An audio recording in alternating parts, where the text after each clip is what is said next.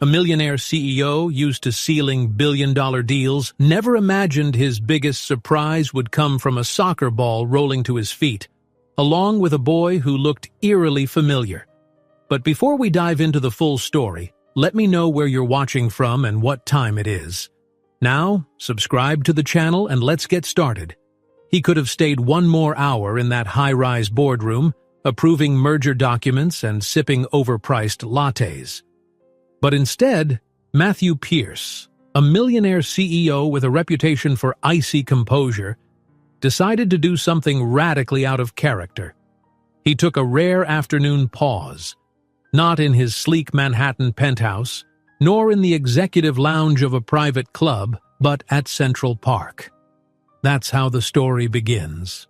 The early autumn sun painted streaks of gold on the grass and trees. The city's usual roar softened here, replaced by children's laughter, joggers panting and dogs barking as they chased each other in wide loops across the lawns. Clad in a tailored charcoal suit and Italian leather shoes, Matthew felt strangely out of place among the t-shirted tourists and families on blankets. Yet something inside him urged him to linger. Maybe it was the memory of simpler times he'd mostly buried under quarterly earnings and official dinners. Or perhaps an unspoken loneliness weighed on him, a sensation that money and success had never quite managed to silence. He found a bench near a playground away from the main walking path where paparazzi might occasionally stake out celebrities. He needed to think. Business expansions, rumors of a hostile takeover, even a flicker of ennui, none of it felt quite right. Something about the day's restlessness whispered that his life was on the cusp of changing forever. Just then, a soccer ball arced through the air, a perfect shot from a small foot.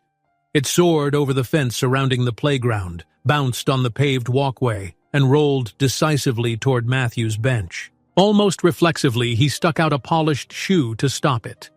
The ball bumped against his toe with a soft thud. A boy, maybe 6 or 7 years old, came dashing over, cheeks flushed. He wore grass-stained shorts, slightly scuffed sneakers, and had hair that stuck out in all directions as though it had never met a comb. Unlike the average city child, the boy's features were an echo of Matthew's own. The same sharp cheekbones, the same deep-set eyes. Matthew froze in place. He couldn't pinpoint why this child's gaze made his breath catch. "Sorry, mister," the boy panted, looking abashed as he retrieved the ball. "Didn't mean to hit you." Matthew opened his mouth to utter some polished courtesy, but the words wouldn't come. Instead, he coughed out a simple, "No harm done." Even that sounded odd in his throat. The boy thanked him with a grin that was inexplicably familiar. Matthew watched in stunned silence as the child turned and sprinted back toward a young woman, tall, slender, wearing a faded jacket and jeans, who stood under a tree.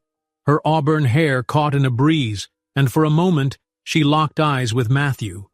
Those eyes widened ever so slightly, as though she recognized him from a memory or from one of the countless press features that showcased the city's most powerful CEOs. Something about her reaction was not just familiarity, but fear. With subtle urgency, she placed a hand on the boy's shoulder and guided him away in the opposite direction. Matthew caught himself rising from the bench as if to follow, confusion swirling in his chest. The abrupt sense that these people, this boy, were not random strangers gnawed at his composure. But a phone call shattered the moment. He fished out the device, saw the name of an important investor flashing on the screen, and forced himself to remain. That night, back in his penthouse suite, the sky seemed unusually dark.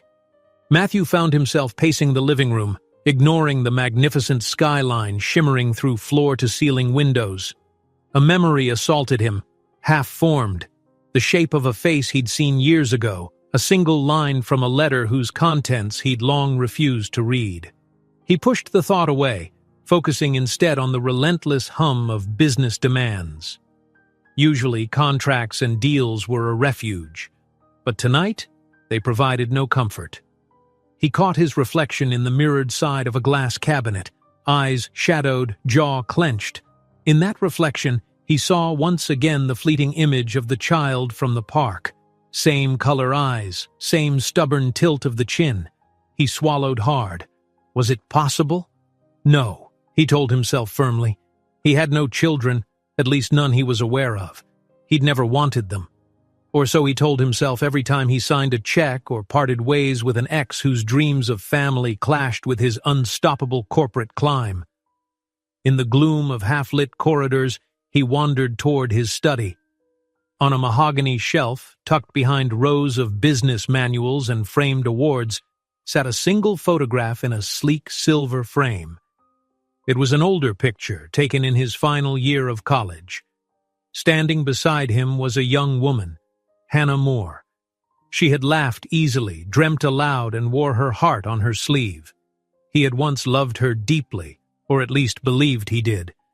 The relationship had ended abruptly, overshadowed by his burgeoning empire and an argument so heated he still remembered the final echo of the door slam. Hannah had vanished from his life, and he, consumed by ambition, had let her go without a second glance. The last time they spoke, she seemed determined to tell him something. But the memory was hazy now. His hand trembled slightly as he picked up the photo. Could it be that Hannah had... No, it made no sense. She would never keep a secret like that, would she? His father had died when he was a teenager, and he knew too well what it felt like to be left in the dark about paternal responsibilities. A surge of guilt made him set the frame face down, unable to stare at the truth it threatened to unravel. The next morning, he arranged an early schedule to review new acquisition proposals. His personal assistant droned on about expansions in Europe, profit margins, and board approvals. Yet Matthew's mind strayed. Over and over, the same pair of eyes haunted him. It took an iron will to maintain his usual corporate bravado, forging smiles at the right moments and giving crisp instructions. Meanwhile, an invisible storm churned in his mind. Find them. The compulsion sprouted from the pit of his stomach like an unruly weed. It was a routine coffee break, something Matthew often skipped, but he needed a moment to think.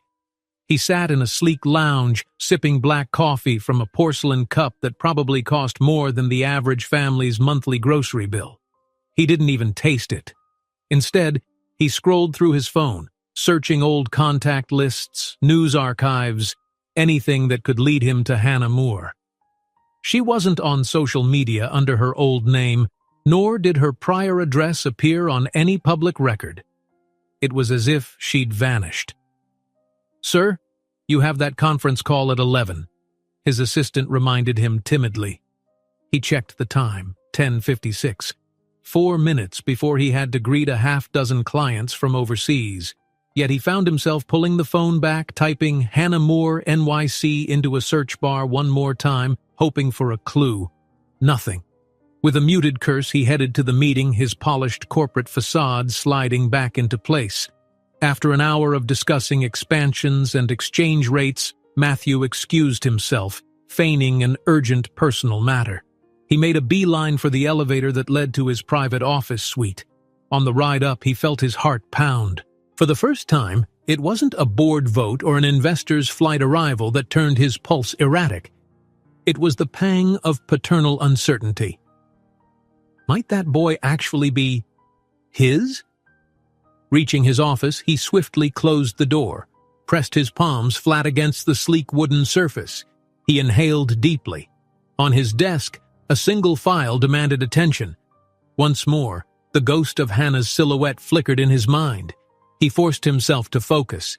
If anyone could unearth Hannah, it would be the private detective whose number he'd kept stashed away for extreme emergencies.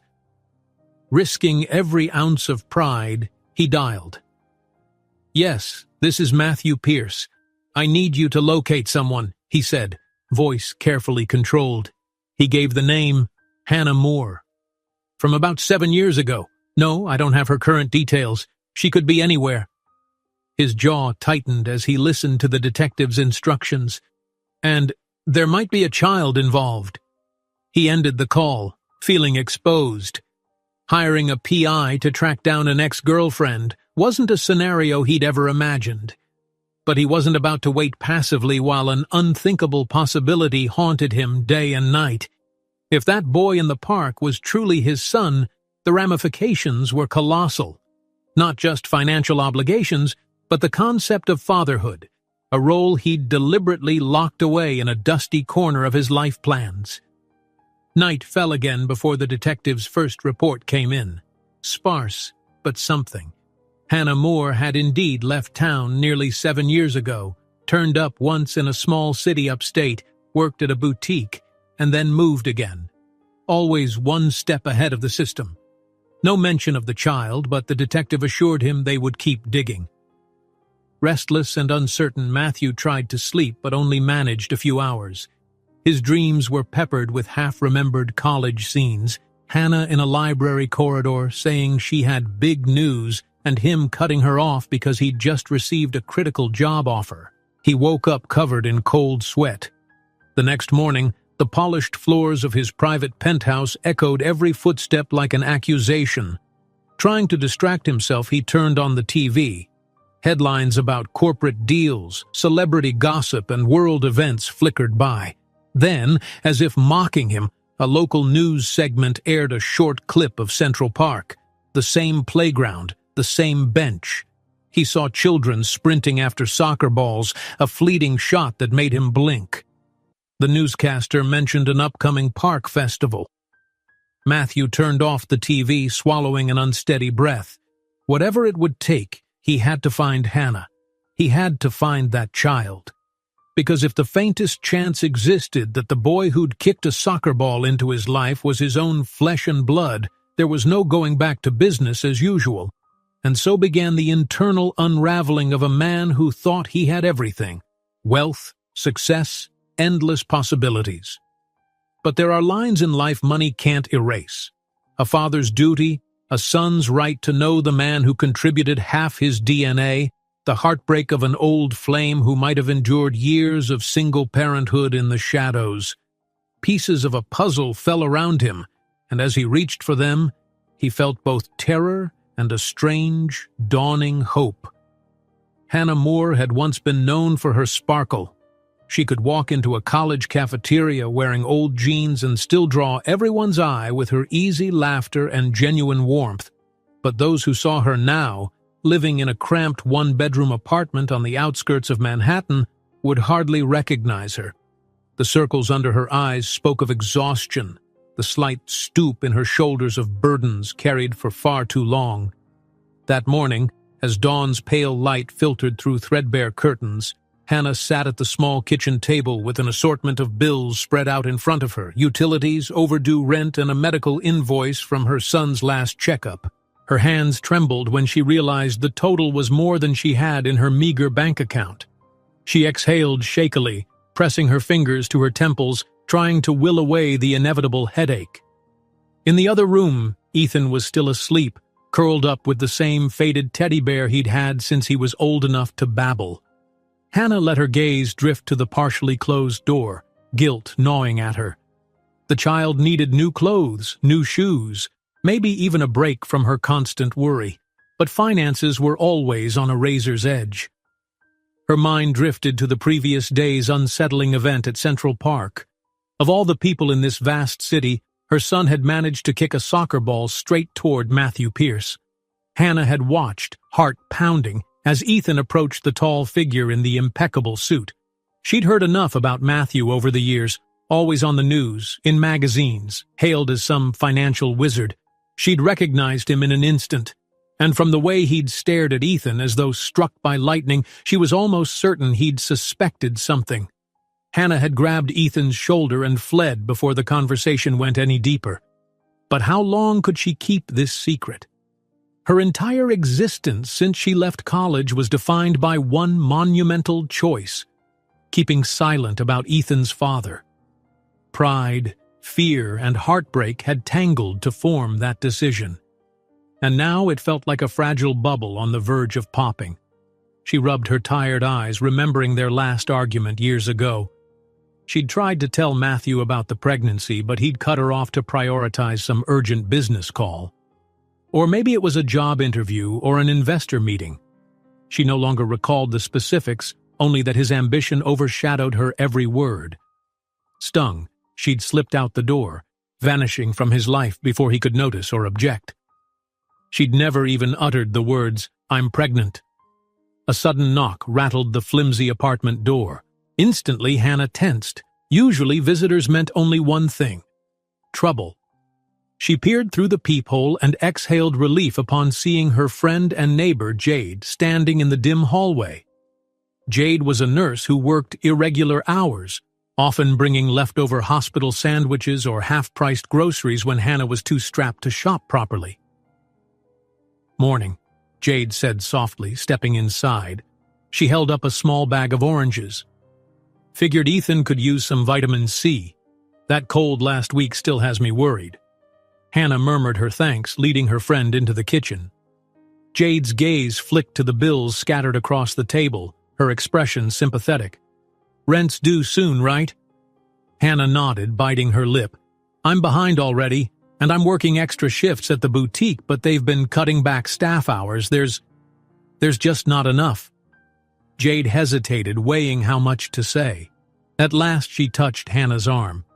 "You know, if that job posting at the hospital cafeteria is still open, maybe—" "That's not guaranteed either," Hannah interjected quietly. "Besides, it pays about the same as what I make now, and I'd have to figure out new childcare arrangements for Ethan." Her tone softened.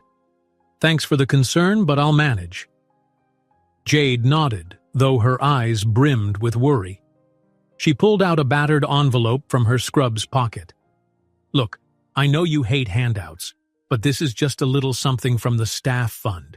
They do it for employees with hardships sometimes, and—" "No," Hannah said firmly, pushing the envelope back. "I can't accept it. You already do so much, Jade."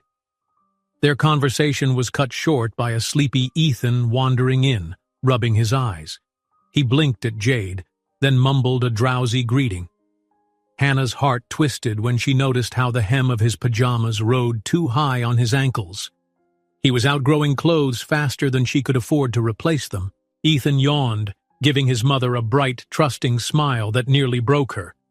At that moment, a text pinged on Hannah's phone. She glanced at the screen, frowning. Her manager had changed her shift again, calling her in unexpectedly that afternoon. She set the phone aside, resigned. "I have to go in earlier today. Jade, would you mind watching Ethan for an hour until—" "Of course," Jade replied. "Just drop him by on your way out." Once Jade left, Hannah turned to Ethan, ruffling his hair. "Hey, buddy, how about breakfast?" she asked, trying to inject a bit of cheer. He nodded eagerly. "Cereal?" She laughed, though it sounded a bit hollow. "Cereal it is." As she poured the milk, she stole a sidelong glance at him. How was she supposed to protect him if Matthew ever decided to stake a claim? She knew just enough about Matthew's lifestyle to suspect that his lawyers could bury her if he chose to assert paternal rights. She'd seen news segments praising him for philanthropic gestures, but that hardly erased the memory of his sharp-edged ambition. He'd once said to her face, "Don't distract me with petty drama. I'm trying to build a future." She could only imagine how a fight over a child might go if he learned the truth. But another part of her, one that she'd shoved deep inside for years, asked an unsettling question. Didn't Ethan deserve to know his father? Could it actually be more harmful to keep them apart indefinitely? She swallowed hard, forcing the thought to the back of her mind.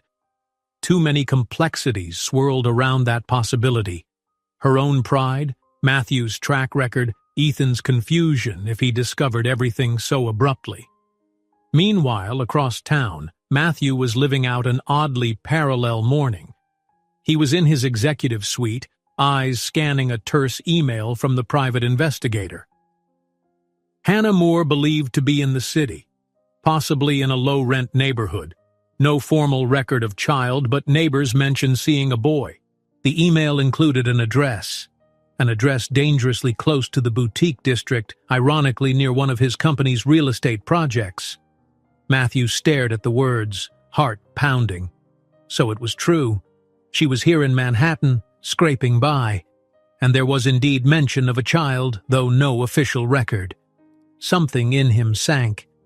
How had he not known she was living so close? He ended up rescheduling a conference call and instructing his assistant to hold all non-urgent messages. Slipping on a more casual jacket, he left the skyscraper at midday, an unthinkable move for the infamous workaholic. The city's midday bustle felt charged with significance as he hailed a cab and rattled off the address from the PI's email. The driver glanced in the rear view, raising a brow at the upscale suit heading into a decidedly un-upscale area, but said nothing. 20 minutes later, Matthew stepped out onto a street lined with discount stores, payday loan shops, and a scattering of closed storefronts. The place had a faintly desperate feel to it. His polished shoes felt out of place on the cracked sidewalk.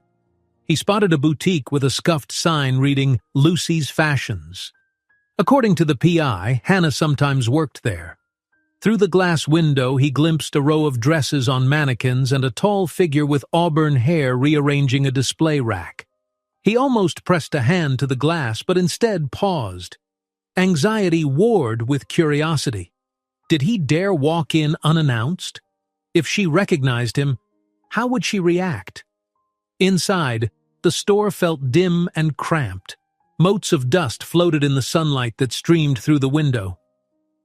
A bell chimed above the door as Matthew entered. Hannah turned, arms full of pastel blouses. For a moment, neither spoke. It was like stepping back in time. Her eyes widened, and the color drained from her face. She set the blouses down on the counter, chest heaving. "Matthew," she breathed, her voice almost lost in the hum of the store's fluorescent lights. He took a step forward, feeling his pulse thunder at his throat. "Hannah," he managed quietly. Then he paused. Now that he was here, all the questions he'd rehearsed in his mind seemed to vanish. How do you casually ask if a child is yours when you haven't spoken to the mother in almost 7 years? Hannah seemed equally speechless. She eyed the store's back door, as if considering flight, but something held her in place. Finally, she cleared her throat. "I didn't think I'd ever see you again." "I know," he said softly, voice constricted. "I'm sorry to show up like this. I saw a boy at the park, Hannah. He looked like me." Her face twisted in a mix of pain, anger, and something unnameable. She pressed her lips together until they blanched. The tension in the air felt electric, snapping with every breath. Each second threatened to unravel them both. Outside, the city life continued unabated. But here, in the cramped boutique that smelled of old fabric and dust, the past and present converged. Neither knew what would happen next. Yet they both realized, with bone-deep certainty, that no matter how they tried, they couldn't escape the truth anymore. A strained silence suffused the cramped boutique. Hannah could practically feel the sharp edges of her past cutting through the air. For 7 years, she had dreaded this moment, imagining it, sometimes even craving it, but never truly believing it would happen.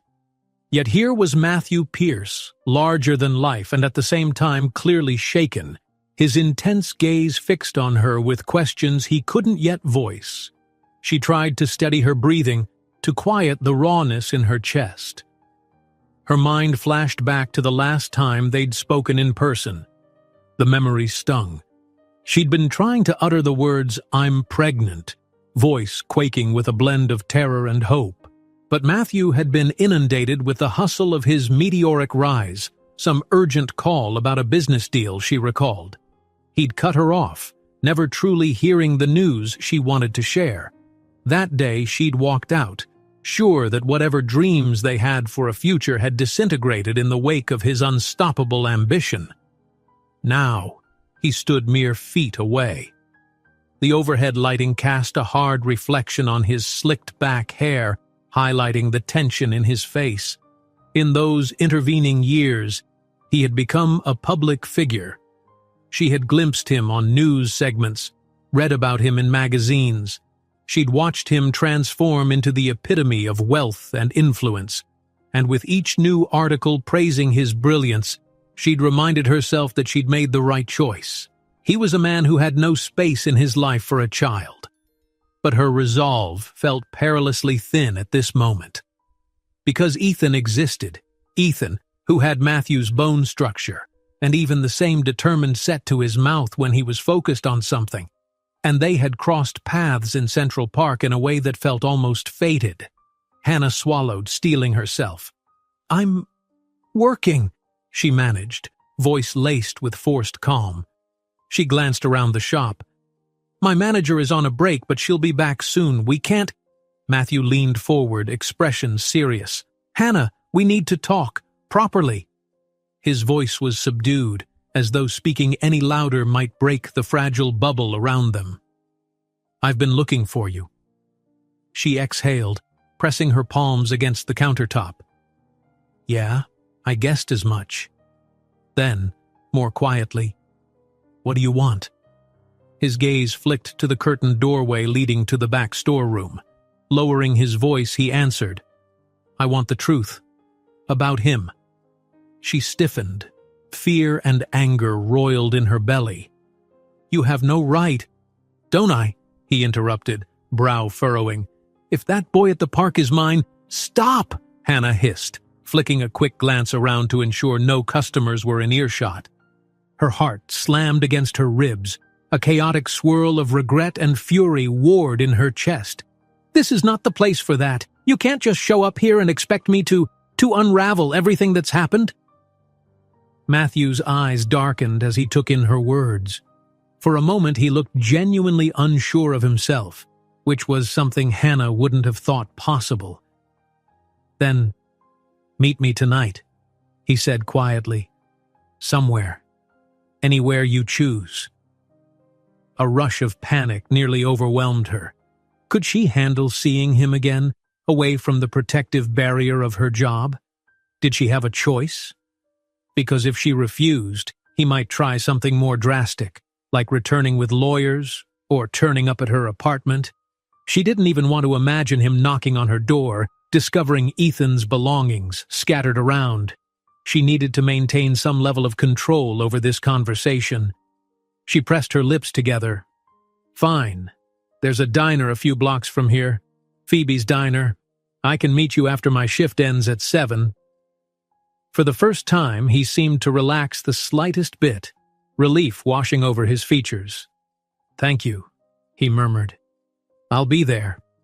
He moved to leave but paused as if he wanted to say something more, something about how he'd spent years in the dark, or how the fleeting glimpse of the boy had changed his life. But no words came. He simply nodded and walked out of the boutique, shoulders squared like a soldier heading off to uncertain battle. Hannah stood there, breathing heavily. Her manager, Lucy, an older woman with perpetually tired eyes, chose that moment to return. She raised an eyebrow at the store's door. "Customer?" she asked. "Just left," Hannah managed, voice shaky. Then she forced a bright note. "Anything you need me to do?" Lucy frowned, clearly sensing the tension. But she let it go, assigning Hannah to recheck inventory. Hannah drifted through the aisles, scanning tags and adjusting blouses on hangers, yet her mind was consumed by the realization that she was about to face Matthew in just a few hours, and that everything she'd kept hidden would soon be laid bare. By the time her shift ended, her nerves were frayed. She stopped by Jade's apartment, where Ethan was cheerfully coloring at the kitchen table. He ran to hug her leg, brimming with stories about the cartoons he'd watched. Jade, reading the stress on Hannah's face, gently asked, "Everything okay?" Hannah paused, glancing at Ethan's innocent expression. I just have to meet someone about a job. Maybe. Could you watch him a bit longer, please?" She hated lying, but the truth was too explosive to share even with her closest friend. Jade nodded. "Of course. Take your time." Hannah pressed a grateful kiss to Ethan's forehead and grabbed her jacket. On her way out, she tried to calm the thudding of her heart. There was no easy way to do this, no pre-written script for how to tell a powerful ex that he was a father. The street felt oddly cold for late afternoon. She barely registered the passing cars, the voices of people scurrying along the sidewalks. Her thoughts were pinned on the diner and the man who waited there. Half of her wanted to turn around, scoop Ethan into her arms, and vanish again. But she'd done that once, and it was no longer an option. Ethan had already glimpsed the father who had haunted Hannah's nightmares and daydreams alike. Outside Phoebe's diner, she paused, inhaling the smell of fried onions and lingering coffee.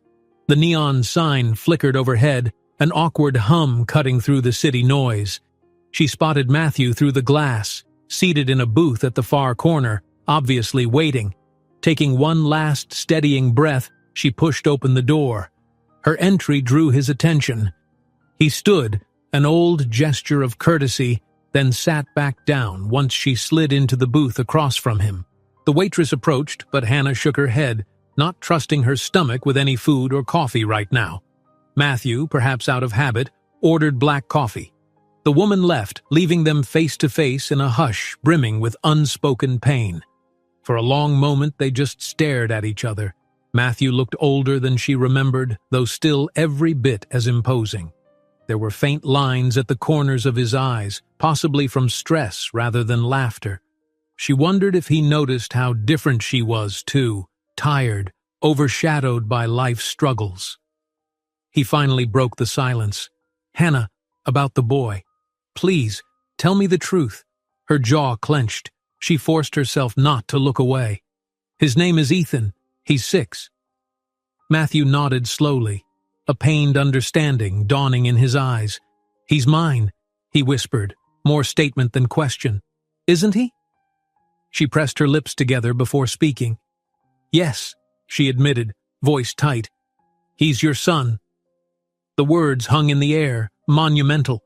The waitress returned with coffee, oblivious to the emotional bomb that had just detonated. Matthew's hands trembled slightly as he curled them around the mug. He swallowed, searching her face for any indication that this might be some cruel joke. But he saw only exhaustion, regret, and a flicker of defiance. "Why didn't you tell me?" he managed, voice catching. "Why keep him hidden all these years?" Hannah felt a flash of anger spark. "Because you never gave me room," she murmured, fighting to keep her voice steady. "You were so consumed by your career, your deals, your investors. Anytime I tried to talk about something personal, you brushed me off. Even the night I came to your apartment to tell you—" He winced, as though the recollection physically hurt him. "I was younger then, obsessed with success," he admitted, voice low. "I didn't realize—" She let out a hollow laugh, cutting him off. "You didn't realize because you didn't care to. You were unreachable, Matthew, so I left." Regret carved lines in his features. He sipped the coffee, though it was clear he hardly tasted it. "And afterward? For 6 years, Hannah? You never thought to call me or send a letter?" She bristled, leaning forward. "Oh, I thought about it 1,000 times, but you know what else I thought about? The moment you told me not to bother you with petty drama. How you'd made it clear your business deals mattered more than anything or anyone. I convinced myself that dragging you into parenthood you didn't want would be cruel. Not just to you, but to Ethan. If a father can't show up fully, it's worse than having none at all." His eyes fluttered shut for a moment as if absorbing the blow. When he opened them again, the rawness of his guilt was unmistakable. "I'm so sorry," he whispered, barely audible over the soft clatter of the diner. "I was blind. But I want to see him, Hannah. My son." She clenched her fists under the table, nails digging into her palms. "You might want that now," she said quietly. "But what about tomorrow, or next month, or next year? You can't barge into his life like you barged in here. Expect everything to be perfect, then vanish when business calls. If you do that, you'll break him, and I won't let that happen." Matthew's voice trembled with urgency. "I wouldn't vanish. I know I have a lot to prove, but Ethan deserves—" "What does he deserve?" Her question hit him with the force of truth. "To be a side note on your corporate ladder? A trophy you trot out when you want to look charitable? Or a child who is actually loved and nurtured day after day, with no conditions? He stared down at his coffee, struggling. She realized with a jolt that he truly had no idea what fatherhood entailed.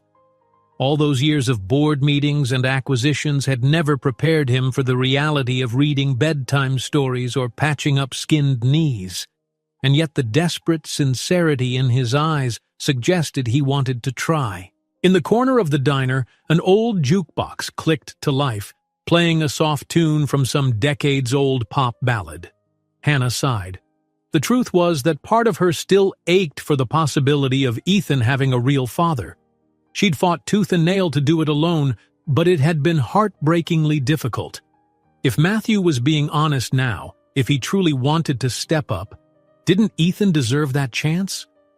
"Look," Hannah finally said, voice calmer, "I won't give you a definitive answer tonight, but I'll consider letting you see him carefully, under my terms. That's all I can promise for now." Matthew blinked, relief sparking in his eyes. "Thank you," he said softly. I promise I won't make you regret it. Just let me be part of his life, Hannah." She nodded, though her heart pounded with trepidation. "We'll take it step by step. I need time." They lapsed into a silence laden with unresolved tension, yet also, for the first time, a fragile bridge of understanding. Their conversation continued in low voices for another hour, mostly around practicalities. Hannah spelled out what she expected if he wanted to meet Ethan. Matthew listened intently, already offering potential solutions, like scaling back certain travel commitments or setting up a private arrangement without tabloids swarming. Hannah left the diner that evening with her mind swirling in confusion. None of this was easy, and it brought old wounds roaring back to life. But as she walked the dim streets back to Jade's place, she couldn't escape a small, flickering hope. Maybe Ethan could have a father who tried, if not a perfect father. Maybe she could let go of some part of her anger. And maybe, just maybe, Matthew could learn that success doesn't always come in dollars and deals, but in the quiet, tender responsibility of caring for someone who depends on you. That night, Hannah barely slept. She'd left Phoebe's diner with her mind in turmoil, unsure whether she'd made the right choice. The possibility of letting Matthew back into her life, well, not her life specifically, but Ethan's, was a terrifying leap. It felt like stepping onto a frozen lake, never certain whether the surface would hold or shatter beneath her. She returned to Jade's apartment well past Ethan's usual bedtime. Her friend gave a supportive smile but didn't pry, sensing the tension. Hannah murmured her thanks, gathered Ethan's backpack of crayons and toys, and thanked Jade again as they slipped out into the cool night. In her own small apartment, Hannah tucked Ethan in. The boy blinked sleepily, hugging his faded teddy bear. "Mommy?" he asked in a soft voice. "Yes, baby." She perched on the edge of the bed, stroking his hair. "I saw the man in the park again, in my dreams," he mumbled, eyes fluttering. "Why did he look at me like that?" Hannah's heart twisted. Even in sleep, Ethan had sensed something strange about the man who stopped his soccer ball. But how to explain? She hadn't decided how or when to tell him about Matthew yet. "He was probably just surprised you kicked that ball so well," she whispered, forcing a light tone. "You're a good soccer player." Ethan managed a sleepy smile. In a few moments he drifted off, breathing softly. Hannah watched his small chest rise and fall, mind spinning with what-ifs. She pressed a kiss to his forehead and slipped back into the living room, sinking onto the sagging sofa. The city lights from the window illuminated the room enough to see the stack of unpaid bills on the table. A wave of exhaustion and worry threatened to consume her. Meanwhile, at the top of a gleaming skyscraper across the city, Matthew Pierce was also wide awake. He was perched in his office, long after most employees had gone home, staring at documents he could barely process. A single desk lamp cast shadows along the polished surface, accentuating the tension in his posture. He scrolled through pending emails. One from the head of acquisitions needed urgent approval. Another from the chief financial officer demanded an update on negotiations with a foreign investor. Ordinarily, he'd handle these tasks with swift precision. Tonight he closed his laptop instead, mind far from typical corporate deals. He kept replaying Hannah's words about Ethan. He's 6 years old, he's your son. Like a broken record, the ache in his chest felt unfamiliar. He was used to cutting through obstacles, making swift decisions and controlling outcomes. This, though, was an entirely different battlefield. Becoming a father overnight, well, not overnight in literal terms, but in the sense that he'd lived 6 years in ignorance, was unlike any business deal. There were no spreadsheets that spelled out how to earn a child's trust, no carefully negotiated contract that guaranteed paternal love. Rubbing his temples, Matthew forced himself to think rationally. He'd promised Hannah he wouldn't vanish or steamroll her. But how to prove that? He had no experience. His own father had died when Matthew was still in high school. There was no template for what a good dad looked like. Could he learn quickly enough not to let Ethan down? Rising from his office chair, he stepped to the floor-to-ceiling windows that offered a panoramic view of Manhattan's glittering skyline. For years, he had gazed at that view with satisfaction and ambition. Tonight, it felt hollow. He would trade a chunk of his empire, he realized suddenly, if it meant making up for the time he'd lost with his son. A restless dawn broke over the city. Hannah woke with a knot of worry. This was her usual routine, but the knot felt bigger today. The moment Ethan's alarm clock beeped, he bounded into the living room, eyes bright. "Cereal, Mom?" he asked. She forced a smile. "Sure, then I'll walk you to school before I head to work." While he chattered about math class and recess, Hannah's mind drifted. She had Lucy's boutique in the afternoon, but she'd asked for a morning shift arrangement if possible. Her manager had said maybe next week, but not yet. So for now, she'd juggle drop-offs, pickups, and rely on Jade if she couldn't make it in time. Once Ethan was occupied watching cartoons in the living room, Hannah's phone buzzed. She braced herself, expecting a text from Lucy about scheduling. Instead, it was Matthew's number, one she'd never saved but recognized from the fleeting call he'd made to confirm their diner meeting. Her pulse kicked up. The message read, "Matthew, 7:25 a.m. Good morning. I hope you don't mind me texting. I wondered if we could discuss a plan for me to meet Ethan, on your terms, of course, whenever you feel ready." Hannah exhaled, heart thudding. She typed back carefully, "Hannah, 7:27 a.m. I'm not sure yet. Let me figure out a schedule that won't confuse him or disrupt things. I'll let you know soon." Her finger hovered over send. Everything in her was wary about letting him get too close. But still, Ethan had the right to know. She pressed the button, sealing the text. She could practically sense Matthew's relief from across the city, even though no immediate reply came.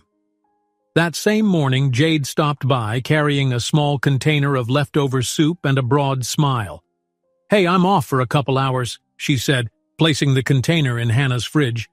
"I can help with Ethan if you need." "Thanks," Hannah said with genuine gratitude.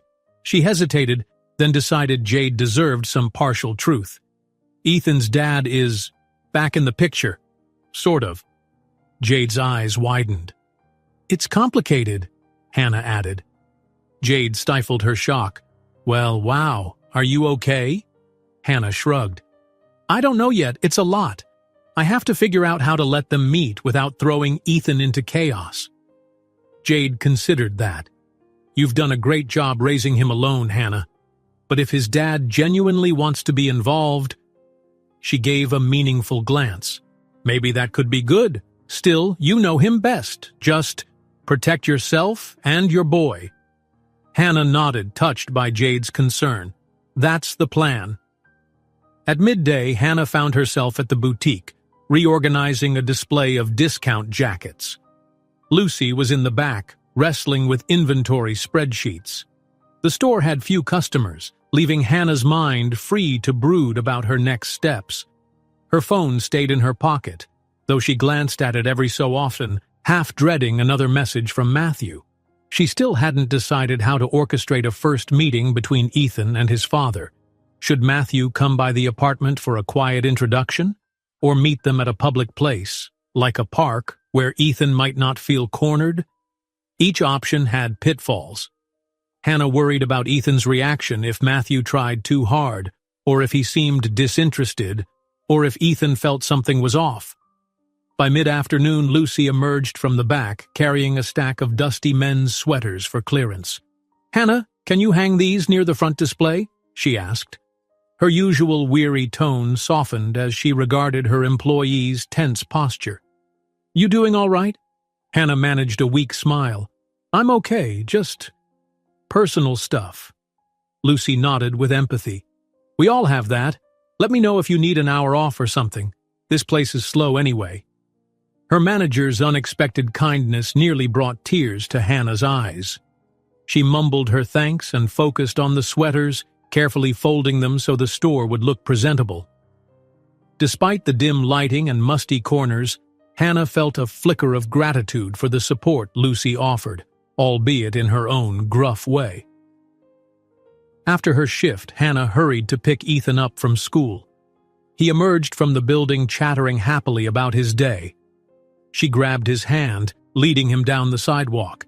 "Mom, can we go to the park?" he asked, eyes shining. "I want to practice more soccer kicks." Hannah's heart skipped. The last time they were at that park, fate had unleashed a storm of revelations. But she couldn't deny him. "Sure," she said gently. "Just for a bit." They strolled the few blocks to the park. The late afternoon sun cast long shadows across the grass. Ethan bounded toward a patch of open field, soccer ball in hand. Hannah trailed behind, scanning the faces around them as if half expecting Matthew to appear again. He did not. Still, the memory unsettled her. "Watch this, Mom," Ethan called, punting the ball. It soared, though not as far as that fateful day. He scurried after it, determined to master his technique. Hannah forced herself to relax, to smile at his delight. For a moment she could almost forget her worries. She found an empty bench near the field and sat, letting the warmth of the sun wrap around her. The vibrant laughter of children playing blended with distant traffic noises, creating a comforting hum. Soon Ethan trotted back, cheeks flushed from exertion. "Thirsty?" Hannah asked, offering a water bottle. He nodded vigorously, gulping it down. Then he paused, glancing at the bench. "Mom, do you remember that man who was sitting here before? The one I kicked the ball to?" Her breath caught. "Yes," she said slowly, uncertain how much to reveal. Ethan looked thoughtful. "He seemed nice. He didn't yell at me. He just looked surprised." He wrinkled his nose as if searching for the right word. "I feel like I've seen him before, but I can't remember." Hannah swallowed. The child was bright, perceptive in ways that sometimes startled her. She forced a smile. "Maybe he just reminded you of someone, sweetie." Ethan shrugged, apparently satisfied for now. "I guess. Can we do one more big kick before we go?" "Sure," Hannah answered, ruffling his hair. "Last one, then we head home." Later that evening, she found herself pacing the small kitchen while Ethan slept. She hovered over her phone, which remained maddeningly silent. Part of her almost expected Matthew to message again, pressing for a date or time to meet Ethan. Another part of her was relieved he hadn't yet, giving her space to breathe. Finally, just as she was about to turn in for the night, her phone buzzed. Her heart leapt unsteadily. It was from Matthew. "Matthew, 9:45 p.m. I don't want to rush you, but I want to make plans soon. Maybe a short meeting in a neutral place? I respect your caution. Let me know." Hannah stared at the text, tension coiling in her gut. This was the moment she'd been trying to define, how and where and when to let father and son meet. After several deep breaths, she typed a response, her fingers trembling. "Hannah, 9:49 p.m. Tomorrow evening, if the weather holds, at the same park near the playground, around 5, just for a short while. Understand that Ethan doesn't know who you are yet. Please, follow my lead. She hit send before she could second-guess herself. Her screen soon lit with a reply. Matthew, 9:51 p.m. Thank you. I'll be there. I promise I'll be respectful of whatever boundaries you set. Hannah locked her phone, then sank into the couch, adrenaline buzzing through her. Tomorrow evening she would introduce Ethan to the father he'd never known. Even if it was only as a friend at first, it felt monumental. She closed her eyes, a swirl of anticipation and dread colliding in her chest. She wanted so badly to do right by her son, yet she couldn't quell the fear that reuniting with Matthew might shatter the fragile life she'd painstakingly built. In a cramped apartment far from the penthouse heights, a single mother prepared to reveal the secret she'd guarded for years. And in an opulent suite overlooking the city, a man who once believed power was the only prize worth chasing prepared to discover something infinitely more precious, the innocent love of a little boy. A mild early evening sun cast long, gentle shadows across the park grass. Children shrieked with laughter around the playground, racing each other from the monkey bars to the swings. The air carried a hint of cut grass, mingling with the sweet smell of a distant pretzel cart. Hannah stood near a bench by the small fountain, her pulse thudding in her ears. She spotted Matthew approaching from a corner of the park, his stride more hesitant than confident for once. He wasn't wearing one of his signature suits. Instead, he'd opted for casual trousers and a simple collared shirt. Even so, he stood out among the joggers and parents chasing toddlers.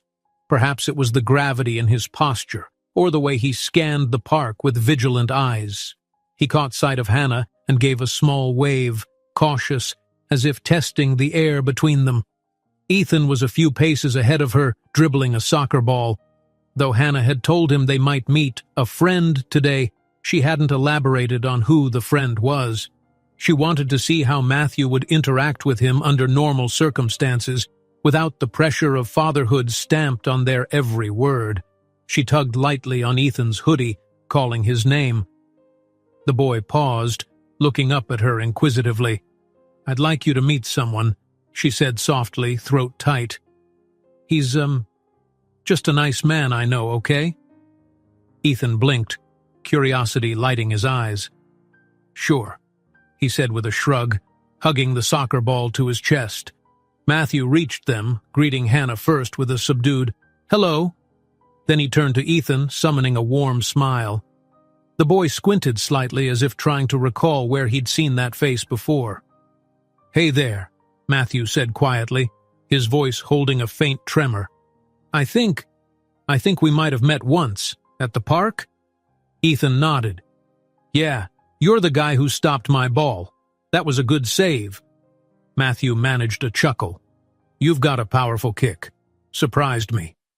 He glanced at Hannah briefly, as though seeking reassurance. She gave a slight nod, so Matthew continued, "What's your name?" He'd never heard Ethan's voice directed at him like this, never gotten the chance to do something as simple as an introduction. His stomach twisted in guilt and longing. "Ethan," the boy replied, balancing the ball on his hip.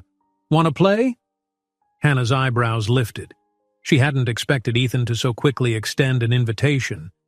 Perhaps children were more open to new faces than she'd feared, or maybe Ethan intuitively sensed something that made him comfortable. Either way, her heart squeezed. Letting out a cautious breath, she forced her shoulders to relax. "Let them have this moment," she told herself. Matthew cleared his throat. "Sure, if it's all right with your mom." He looked at Hannah. She nodded, keeping a close watch. Ethan bounced the ball to the ground and tapped it toward Matthew, waiting for a pass in return. What followed was a tentative, slightly awkward father-son soccer exchange, though only Hannah understood that deeper bond. Ethan darted around calling, "Over here, and pass it!" Matthew did his best to keep up, occasionally stumbling on the grass. He wasn't exactly an athlete, but he tried to match Ethan's energy. A light breeze picked up, rustling Hannah's hair. She folded her arms, a swirl of emotions tangling inside her. It struck her how natural Ethan looked, shouting instructions at a man who was, unknowingly, his father. And Matthew, though clearly out of his element, was trying to mirror the child's playful enthusiasm. His laughter sounded genuine, reverberating off the squeals of other kids in the park. At one point, Ethan kicked the ball a bit too hard. It soared across the field and landed near a group of teenagers chatting on a blanket. Matthew jogged after it, leaving Hannah and Ethan side by side. The boy grinned up at her, panting softly. "He's fun," Ethan remarked, wiping sweat from his forehead. "I like him." Hannah swallowed the thickness in her throat. Her eyes flicked to Matthew, who was retrieving the ball. The sensation of relief threatened to buckle her knees. For all her fears, Ethan wasn't running away or crying. He was intrigued, even excited. But it was far too soon to drop the revelation that Matthew was more than a friendly stranger. "Yeah," she said quietly, ruffling Ethan's hair. "He seems nice, doesn't he?" Matthew returned with the ball, hair slightly windswept. He offered it to Ethan with a crooked smile. "You might go pro one day," he teased. "I can't believe how fast you move." "Mom says I have lots of energy," Ethan replied, beaming. "She says I used to run before I could even walk." He paused, then gave Hannah a curious look. "Isn't that right, Mom?" She nodded, forcing a light laugh. "You were a handful, that's for sure." Matthew's expression flickered with what Hannah recognized as pain. He'd missed Ethan's first steps, and so many other firsts. She could almost see the regret etched on his face. Yet he kept his tone upbeat, congratulating Ethan on his skills and even suggesting a few playful dribbling drills. As the sky edged toward dusk, families began gathering their things. Hannah gestured to a nearby bench. "Let's sit for a bit," she said. "Ethan, get some water." The boy plopped down between them, gulping from a sports bottle. Meanwhile, Matthew cleared his throat again, the tension of adult conversation creeping back in. "So, Ethan," Matthew ventured, "what do you like to do besides soccer?" Ethan lit up, rattling off a list of interests: drawing comic superheroes, reading about outer space, occasionally helping his friend Jade bake cookies. Matthew's eyes shone with fascination, as though committing each word to memory. Hannah watched carefully, half expecting Matthew to overshare or pry. To her relief, he listened more than he talked.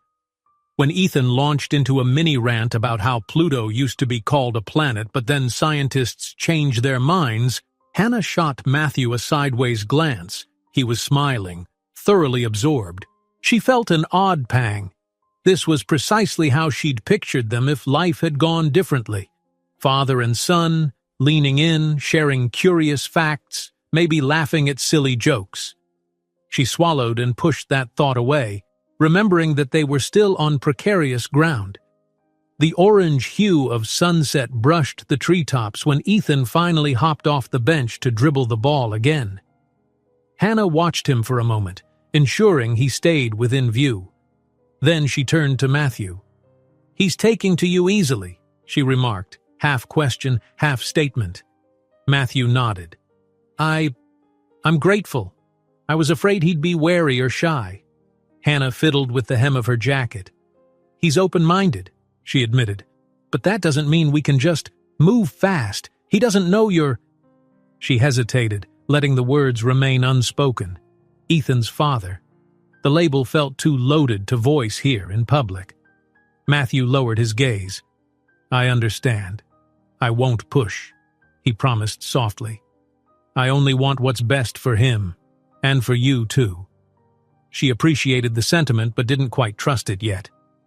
"We'll figure it out step by step," she replied. "I just need you to keep your word. No surprises." He nodded, glancing back at Ethan fondly.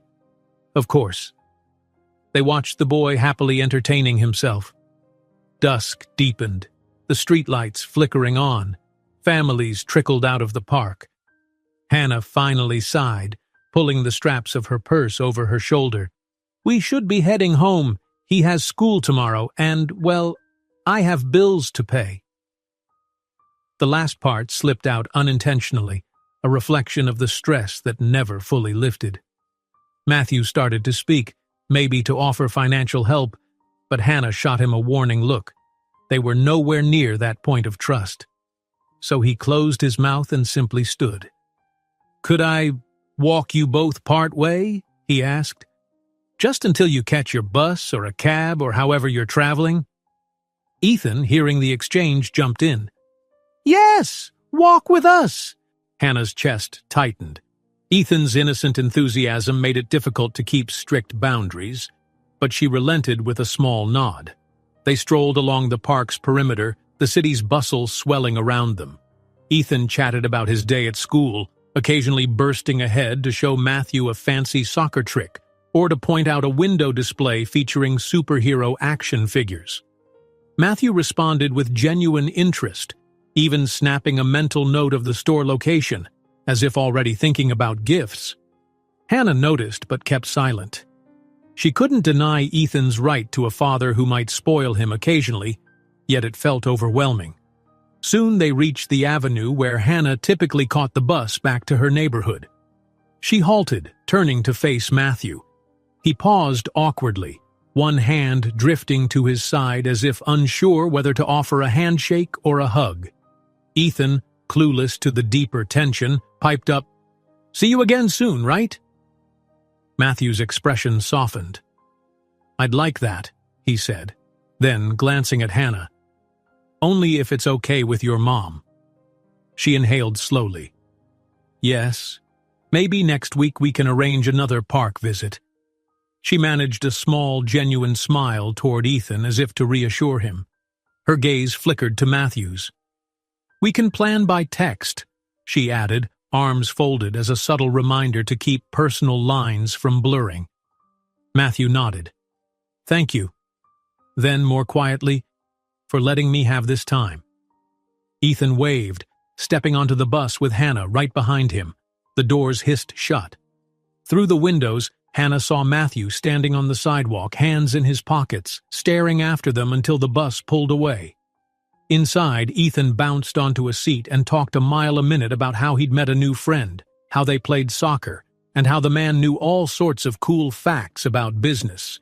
Matthew had briefly casually mentioned working in an office.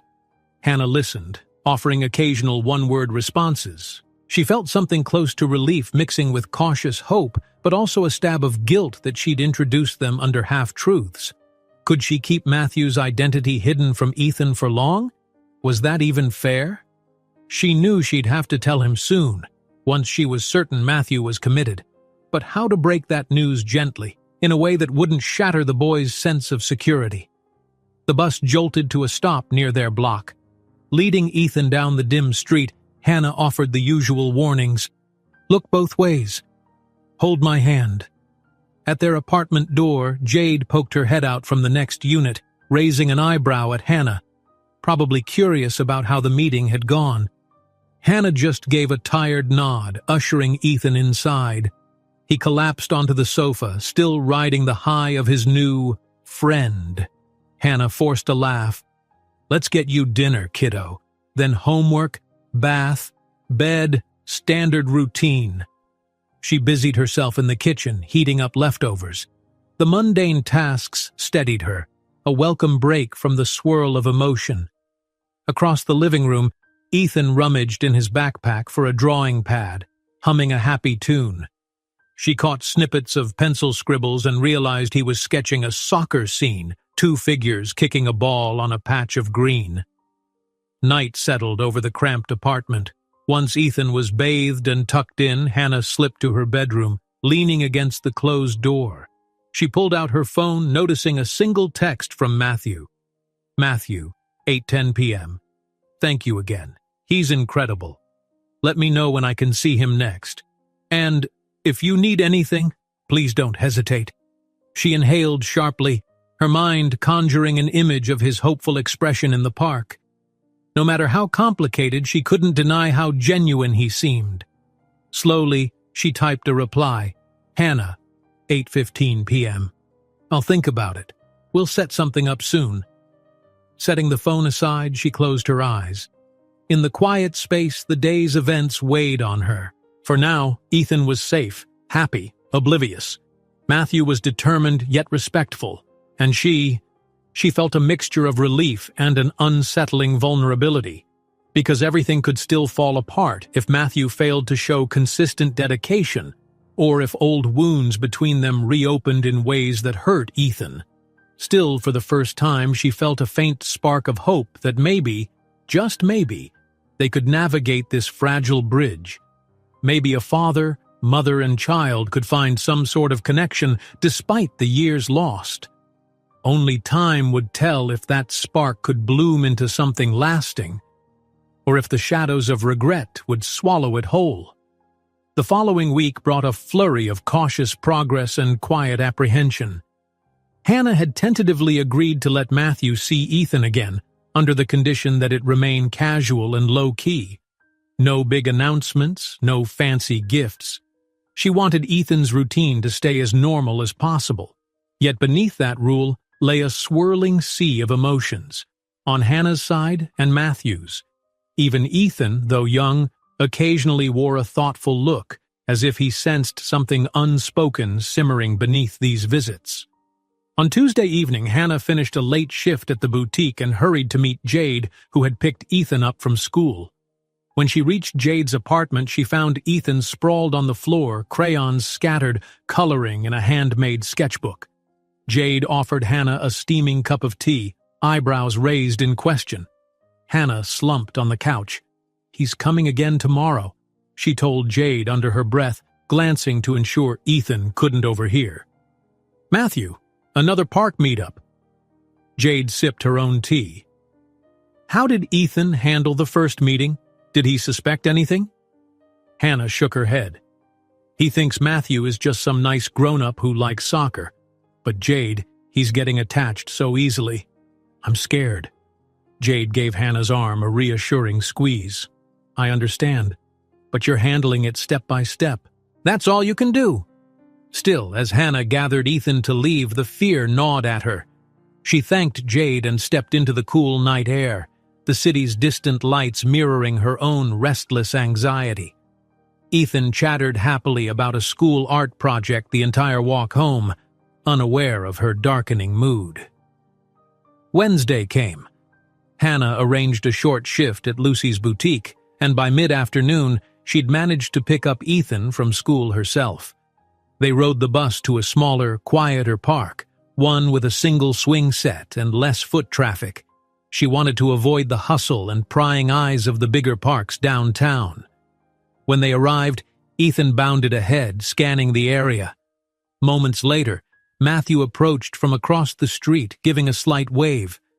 Hannah checked her phone reflexively. The meeting time was set for 4 o'clock. She'd told Matthew they had about an hour before they needed to leave for dinner and homework. He'd agreed without question, respecting her boundaries. She appreciated his restraint, though she noted the subtle tension in his posture, as if each moment spent with Ethan was both a gift and a reminder of how much he'd missed. Ethan recognized Matthew instantly, greeting him with an excited, "You came!" and launching into a rapid explanation of how he'd improved his soccer kick technique. Matthew's face lit up with genuine delight. They found a stretch of grass near the old slide, where Matthew and Ethan took turns passing the ball, while Hannah hovered a few feet away on a bench, heart in her throat. She observed them, arms folded. She couldn't deny how well Matthew engaged with Ethan, encouraging him to try new dribbling moves, applauding each successful pass. Occasionally, Matthew would glance back at her, a silent question in his eyes. "Am I doing okay?" She answered with the smallest nod. After about 15 minutes, Ethan declared he was thirsty. Hannah handed him a water bottle from her tote bag. As he drank, Matthew took a step closer to Hannah. "How are you?" he asked softly, keeping an eye on Ethan, who had wandered a few yards away to investigate a squirrel on a tree trunk. "Fine," Hannah replied, Her voice clipped. She caught the flicker of hurt in Matthew's eyes and guilt tugged at her. She softened her tone. I mean, it's a lot, but I'm okay. Matthew nodded, exhaling. I get it. I appreciate you giving me this time. He hesitated, then ventured, Look, I know you don't want any big changes yet, but if you ever need help, childcare, groceries, anything? Hannah's jaw set. No, she said swiftly. Not yet. Let's not complicate this. He dipped his head, accepting her refusal. All right. I respect that. A brief pause followed, heavy with the tension of unspoken truths. Then Ethan ran back, brimming with energy, and the conversation shifted to lighter topics. Hannah let them continue playing until she announced it was time to go. Ethan sighed dramatically, but a small bribe of a snack on the way home perked him up. As they walked out of the park, Ethan insisted on holding Matthew's hand for a moment, the way children sometimes do when they feel safe. The sight jolted Hannah's heart. Ethan's hand, so small in Matthew's. Matthew looked down at him with an expression bordering on wonder. When they reached the bus stop, Ethan hopped onto the curb, bounding up and down. Hannah braced herself, waiting to see if Matthew would push for more time. Instead, he simply smiled at Ethan, then said, Have a good evening, buddy.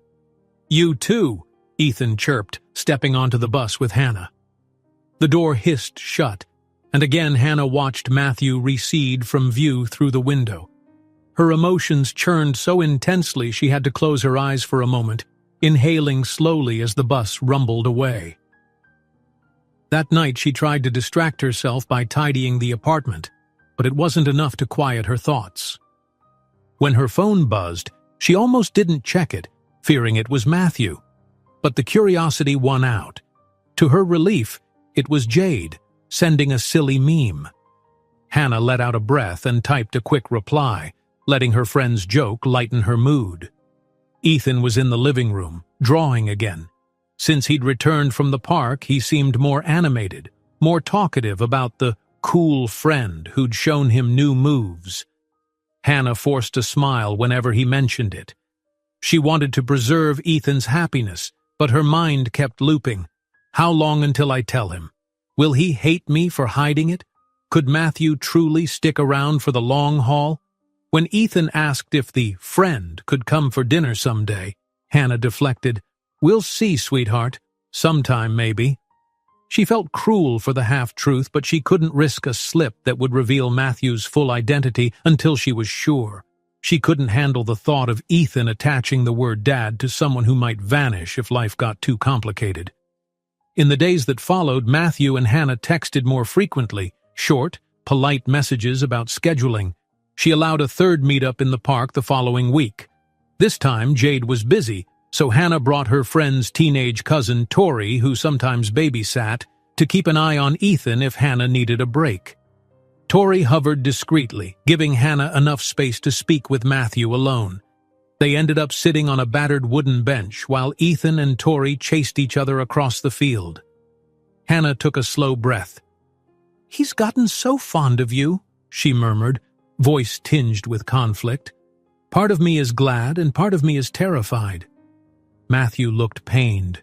Terrified I'll leave, or that I'll hurt him somehow? Her throat worked. Both. Everything.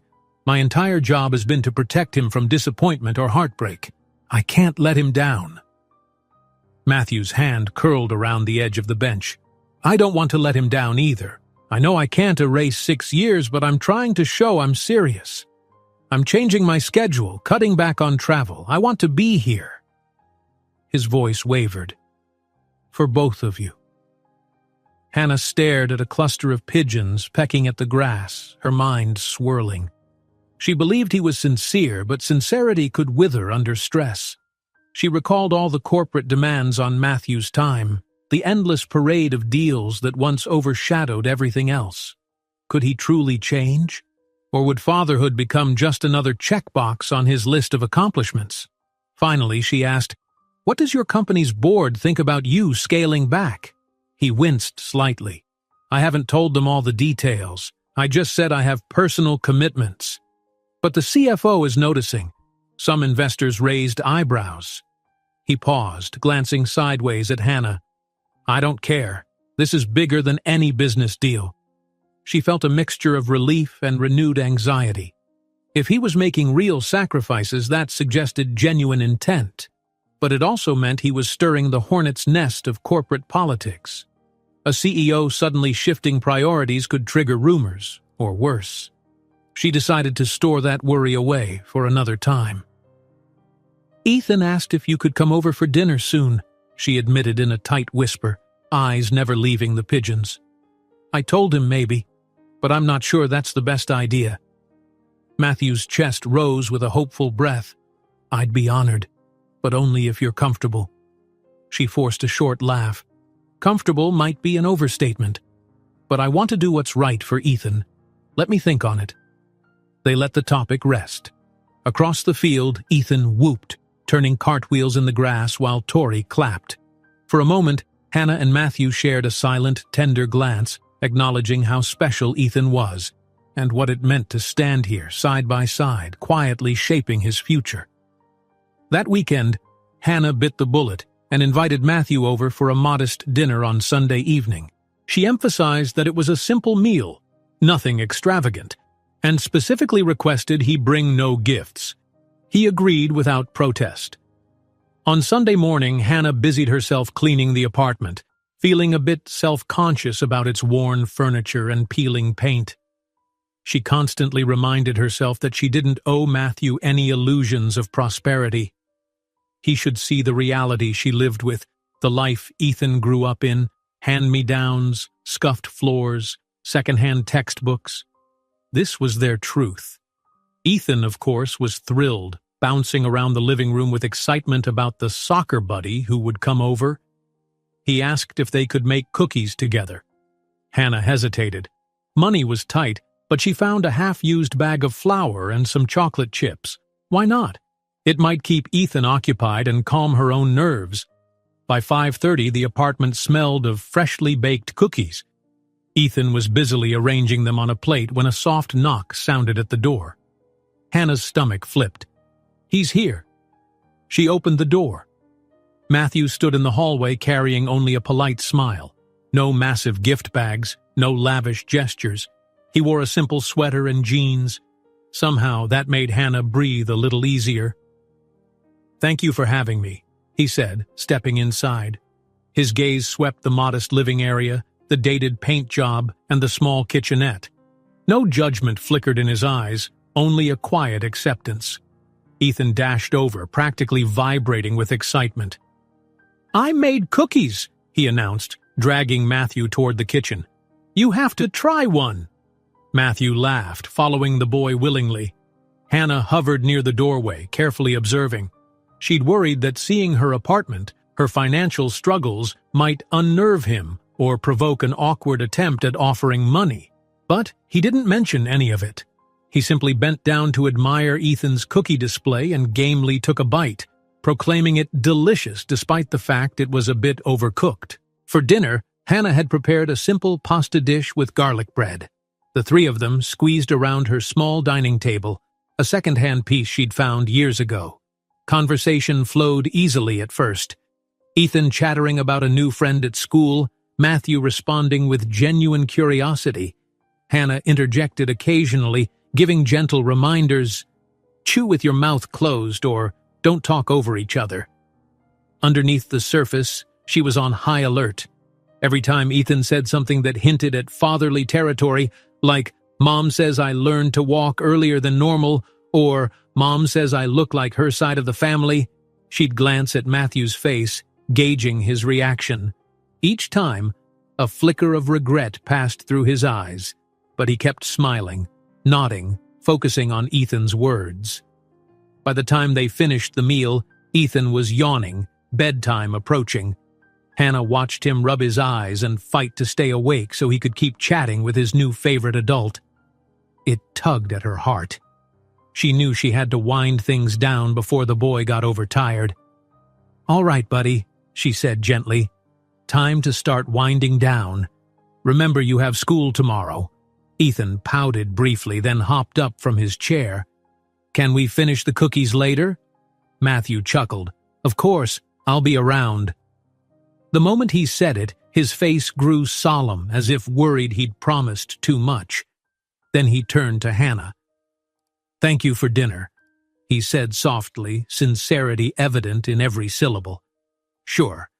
She folded her arms, standing in the cramped kitchen. I'll walk you to the door. They made their way to the front hallway, leaving Ethan in the living room to tidy his crayons.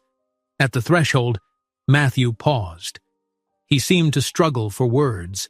Finally he said, That was wonderful. More than I deserve.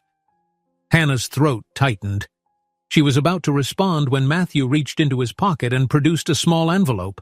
Her eyes narrowed in suspicion.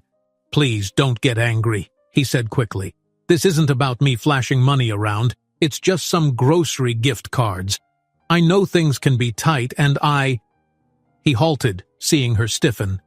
I swear I'm not trying to insult you. I just want to help, even in a small way.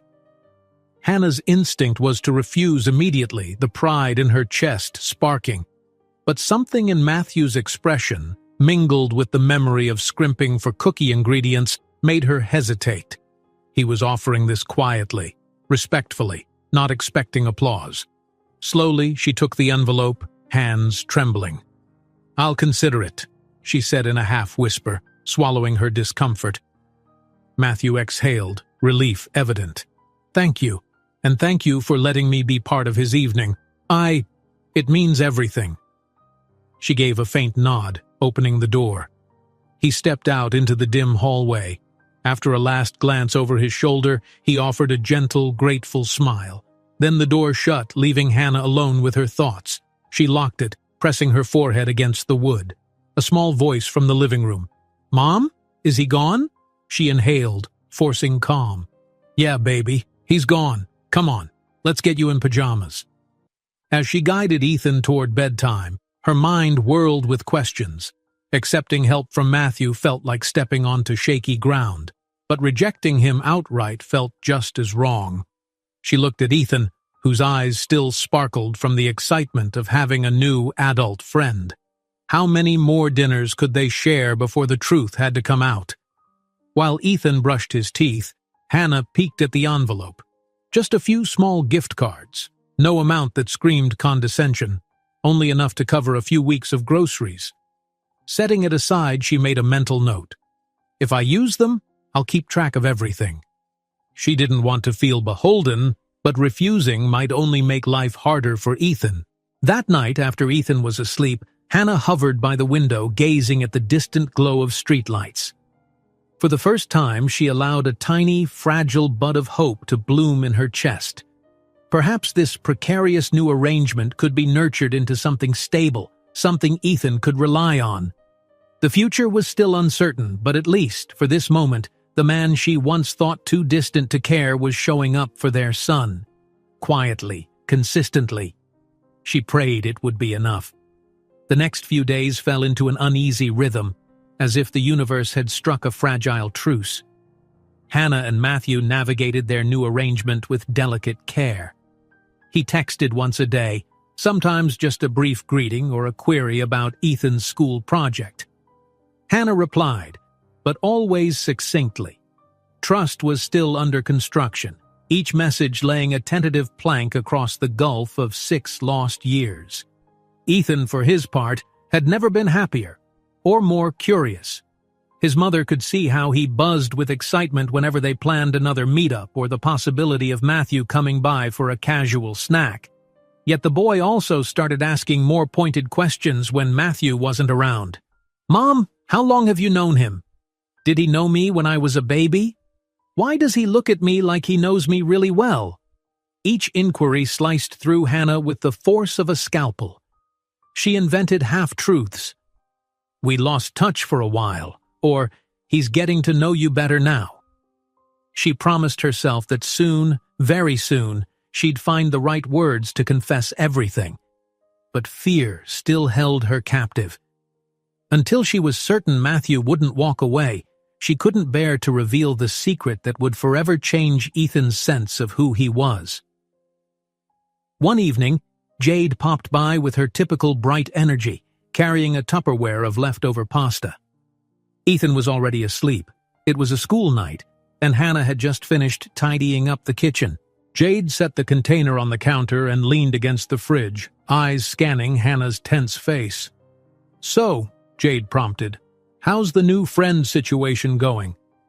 Hannah sank into a chair at the small kitchen table. "Ethan adores him. They play soccer or talk about everything from superheroes to outer space. It's so natural, it scares me." "Scares you how?" Hannah pursed her lips. "Because if it goes wrong, if Matthew decides fatherhood isn't for him, Ethan will be crushed, and I'd be the one picking up the pieces." Jade reached over to squeeze her friend's hand. "That's a valid worry," she acknowledged. "But from what you've said, Matthew's been stepping up. Maybe you should give yourself permission to believe in that." Hannah managed a half smile. "I'm trying. It's just new territory. I'm also behind on rent and everything feels precarious." Jade nodded sympathetically. "Well, if that grocery gift card helps, use it. Don't let your pride overshadow what's best for Ethan. And remember, I'm here if you need anything." Hannah squeezed Jade's hand in return, feeling a wash of gratitude for a friend who'd been her rock through countless hardships. The conversation shifted to lighter topics: work, gossip, a funny story from the hospital. For a moment, Hannah's shoulders eased. Meanwhile, across town, Matthew was dealing with his own storm. In a sleek conference room 30 floors above the city, he sat across from his CFO and 2 board members. Papers littered the table: recent quarterly reports, potential acquisition proposals, a summary of upcoming investor calls. The board members eyed him suspiciously, noticing how his legendary laser focus seemed off. "Matthew," one of them ventured, "this is a pivotal period. We can't afford distractions. Is something going on we should know about?" Matthew cleared his throat, forcing composure. "Nothing that affects the company. I've been keeping up with all urgent tasks." The CFO frowned, flipping through a folder. "We've tried scheduling calls with you on several afternoons, but your assistant says you're unavailable. You used to work evenings, weekends. Now you seem to be stepping back." Her tone was carefully neutral, but unmistakably concerned. He steeled himself. "I'm dealing with a family matter," he admitted, voice taut. "It doesn't impede my responsibilities here. I promise the company remains my priority." One board member raised a skeptical eyebrow. "Family matter? We weren't aware you had family in the city." Matthew exhaled. "It's complicated," he said, opting for minimal detail. "But rest assured it won't jeopardize our bottom line or any acquisitions on the horizon. My new schedule is a small adjustment, not a permanent overhaul." The board members exchanged glances. After a tense pause, they moved on to the next agenda item. But Matthew felt their wariness settle like a silent weight in the room. He realized this balancing act, fatherhood, corporate leadership, bridging the gap with Hannah, would be more precarious than he'd imagined. Yet as he left the meeting, he clenched his fists with renewed resolve. He couldn't let the board or anyone else deter him from what truly mattered now. Ethan was more important than any business deal. A week later, Hannah agreed to a casual outing in a different setting. Instead of a park, she suggested a small, family-friendly cafe near her neighborhood for an after-school treat. Ethan practically glowed with excitement when he realized the friend would be joining them. She gave him strict instructions to keep it short because he had homework. And to Matthew, she was even more firm in her guidelines. No expensive surprises, just normal conversation over ice cream or juice. They arrived at the cafe around 4. Ethan raced to the dessert counter, mesmerized by the flavors of gelato. Hannah followed, scanning the patrons for Matthew. She spotted him seated in a corner booth, discreetly checking his phone. The moment he saw them, he pocketed the device and stood smiling. Ethan grabbed Hannah's hand, towing her forward. "He's here, Mom!" the boy announced, as if she hadn't already noticed. "Yes, I see," Hannah replied, lips curving in a wary smile. She led Ethan to the booth, letting him slide in next to Matthew while she took the seat opposite. The small table forced them close, knees bumping. Hannah's pulse fluttered at the intimacy of this simple scene. A mother, a child, and a father, unsuspectingly sharing space, only one of them still in the dark about their actual roles. A cheerful server approached, taking orders. Matthew asked for a plain black coffee. Hannah requested tea. Ethan, eyes sparkling, chose a vanilla milkshake with extra whipped cream. As the server left, Matthew turned to the boy. "So, I hear you have a school project on space?" Ethan nodded vigorously. "Yeah, we're learning about the solar system. We made a model with styrofoam planets. Mom helped me paint them. She's super good at painting." Hannah found herself blushing slightly. It wasn't often she was praised for her modest artistic hobby. Matthew caught her eye, smiling. "That's great," he said to Ethan. "Your mom is talented." She shrugged, fiddling with a napkin. "I just do what I can." The milkshake arrived, topped with a mountain of whipped cream and a bright cherry. Ethan cheered. Hannah sipped her tea, ignoring the curious glance from a couple at a neighboring table. Maybe they assumed she and Matthew were a normal family. The thought both warmed and chilled her. "How's school otherwise?" Matthew asked Ethan. "Any favorite subjects besides space?" "Art!" the boy exclaimed. "I love drawing. Sometimes I draw soccer players with superhero capes." He laughed, slurping his shake. Drops of whipped cream landed on his nose, making him giggle harder. Matthew chuckled, dabbing Ethan's nose with a napkin. The casual tenderness of the act made Hannah's throat tighten. She wondered if Matthew realized how paternal he looked in that moment, like someone who'd done it 100 times before, wiping away his child's mess. But in reality, it was brand new, a role he was assuming with surprising ease. They chatted about everyday things: Ethan's teacher, the next big soccer match at school, the costumed parade the neighborhood planned for Halloween. Hannah contributed sparingly, letting Matthew and Ethan bond in a natural flow. After half an hour, she glanced at the clock on her phone. "We should head home soon," she said gently. "Homework time." Ethan's face fell. "But," Hannah shook her head. "We agreed, remember? You've got spelling words to practice." Matthew offered a sympathetic smile. "We can do this again, right?" Ethan's eyes lit up. "Yes, soon." Hannah nodded, though she kept her expression carefully neutral. "We'll work out another time," she affirmed, standing up. The server brought the bill, and Matthew instinctively reached for it. A wave of unease rippled through Hannah, but she forced herself to let him pay. They were in public, after all, and she could read the subtle note in his eyes. He wanted to provide something, even just the cost of a milkshake. She relented. "Thank you," she said quietly. He nodded, dropping cash on the tray. Then, as they left the cafe, he walked them to the bus stop. The chill of early autumn crept into the air, rustling leaves along the sidewalk. Ethan was still chattering about the milkshake, oblivious to the tension thrumming between the adults. "So," Matthew said, voice hushed as the bus neared, "any chance I could see him this weekend?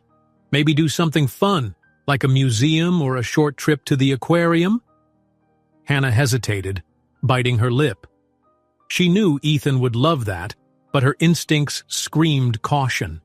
A bus trip to the aquarium might raise questions about why Matthew was so invested in Ethan's life. She decided to set a small boundary. "How about we keep it local again? Maybe a museum in the city, just for a couple hours." Matthew's shoulders relaxed. "That'd be great. I appreciate any time you'll allow. Text me when you figure out a good day." The bus pulled up, doors opening with a pneumatic hiss. Ethan scurried on first, calling over his shoulder, "Bye, see you soon." Hannah followed, pausing at the top step to exchange a final look with Matthew. In his eyes, She read gratitude, yearning, and a flicker of hope. She offered him a slight nod, then the doors clamped shut. As the bus rumbled away, Hannah settled beside Ethan. Part of her felt lighter, seeing how these brief encounters filled her son with joy. But the dread lingered. The longer she withheld the truth, the bigger the shock to Ethan's world when it finally came out. That night, after homework and bedtime rituals, Hannah found herself alone in the quiet apartment. She answered a few texts from Lucy about upcoming work shifts, folded laundry, and then sank onto the sofa. Her phone buzzed. Matthew again, a brief message. Matthew, 8:15 p.m. Thank you for tonight. He's amazing. Hope I can keep seeing him happy like that. Her breath caught. For once, she typed more than a few words back. Hannah, 8:18 p.m. I see you're trying. He's never had someone other than me take such an interest. Just be careful. He's trusting and doesn't know the whole picture. I'm still protecting him. The reply came quickly. Matthew, 8:20 p.m. I understand. I'll wait for you to decide how and when to tell him. I won't push. Just know I want to be there for both of you. Hannah's eyes stung. She set the phone aside, burying her face in her hands. She'd wanted to keep every aspect of this arrangement under tight control, to ensure Ethan never got hurt. But with each passing day, father and son grew closer, and her own walls felt shakier. Sooner or later, she'd have to open the final door, revealing that the man Ethan admired was not just a friend, but the father he'd longed for without even knowing. Quiet tears slipped down her cheeks, fueled by both fear and an odd, fragile sense of relief. A single question pulsed in her mind, unanswerable in that moment. When the truth spilled out, would it be a step toward healing, or the beginning of new heartbreak? Tomorrow, she told herself, or maybe the day after. She would find the strength to speak the words that would change their family forever. But for now, she wiped her eyes, closed them, and waited for sleep to soothe the turmoil inside her soul. Hannah woke Friday morning to a swirl of anxiety. That day after work, Matthew planned to take Ethan to a children's museum. Just a few hours, local, low-key. She'd insisted on an outing within city limits, and with Jade's schedule free, they'd agreed Jade would tag along. Hannah felt safer with an extra adult present, even though part of her still bristled at the idea of letting Ethan go off without her. But the boy's excited grin had been impossible to deny. Before Ethan left for school, Hannah triple-checked that he knew Jade was in charge. Listen to everything Jade says, okay? She reminded him, tying his sneakers. Stay with her and don't wander off. Ethan rolled his eyes in that innocent, exasperated way kids do. Mom, I know. I'm not a baby. She mussed his hair, forcing a smile. Right, just be careful. And have fun. He gave her a quick hug, then bounded out the door. The moment it closed, the apartment felt emptier. Hannah sighed, glancing around her cramped living room. Too many restless thoughts crowded in. What if they get stuck in traffic? What if Ethan asks Matthew a question she hasn't prepared for? What if Jade can't distract him at the right moment? Snatching her purse, Hannah headed off for an early shift at Lucy's boutique. She needed to keep busy. By mid-afternoon, her nerves had settled a bit thanks to the monotony of folding sweaters and assisting customers with scattered weekend shopping. At 3 o'clock, Lucy approached with an apologetic look. We'll close in 2 hours, she said, but I just got a call. My sister's in the hospital. I might need to leave earlier. Can you handle lockup if that happens? Sure, Hannah replied, eyes flicking to the clock. Jade and Ethan would be meeting Matthew around 4:30. She'd hoped to be free by then, but it looked like she might be stuck until Lucy returned. Another wave of anxiety rippled through her. By 4:15, Lucy had already rushed out, leaving Hannah with keys to lock up after finishing a last bit of inventory. The store was mostly empty. One customer wandered the aisles, but eventually left without buying anything. Alone, Hannah tapped her foot nervously, phone in hand, half expecting a text from Jade or Matthew. Nothing. She stared at the display racks, mentally replaying the arrangement. Jade would meet Matthew near the subway. They'd take Ethan to the museum, and Hannah would join them if she finished in time. But time crawled, and Lucy didn't return. At 4:45, Hannah couldn't wait any longer. She typed a quick message to Jade. "Hannah, 4:45 p.m., stuck at the boutique. Let me know how it goes, please." She prayed Jade would see it soon. Minutes later, Jade replied, "Jade, 4:47 p.m. All good. Met up with Matthew. We're on the way. Ethan's excited. Promised to keep you posted." Hannah exhaled, chest tightening with a mix of relief and envy. She should be there.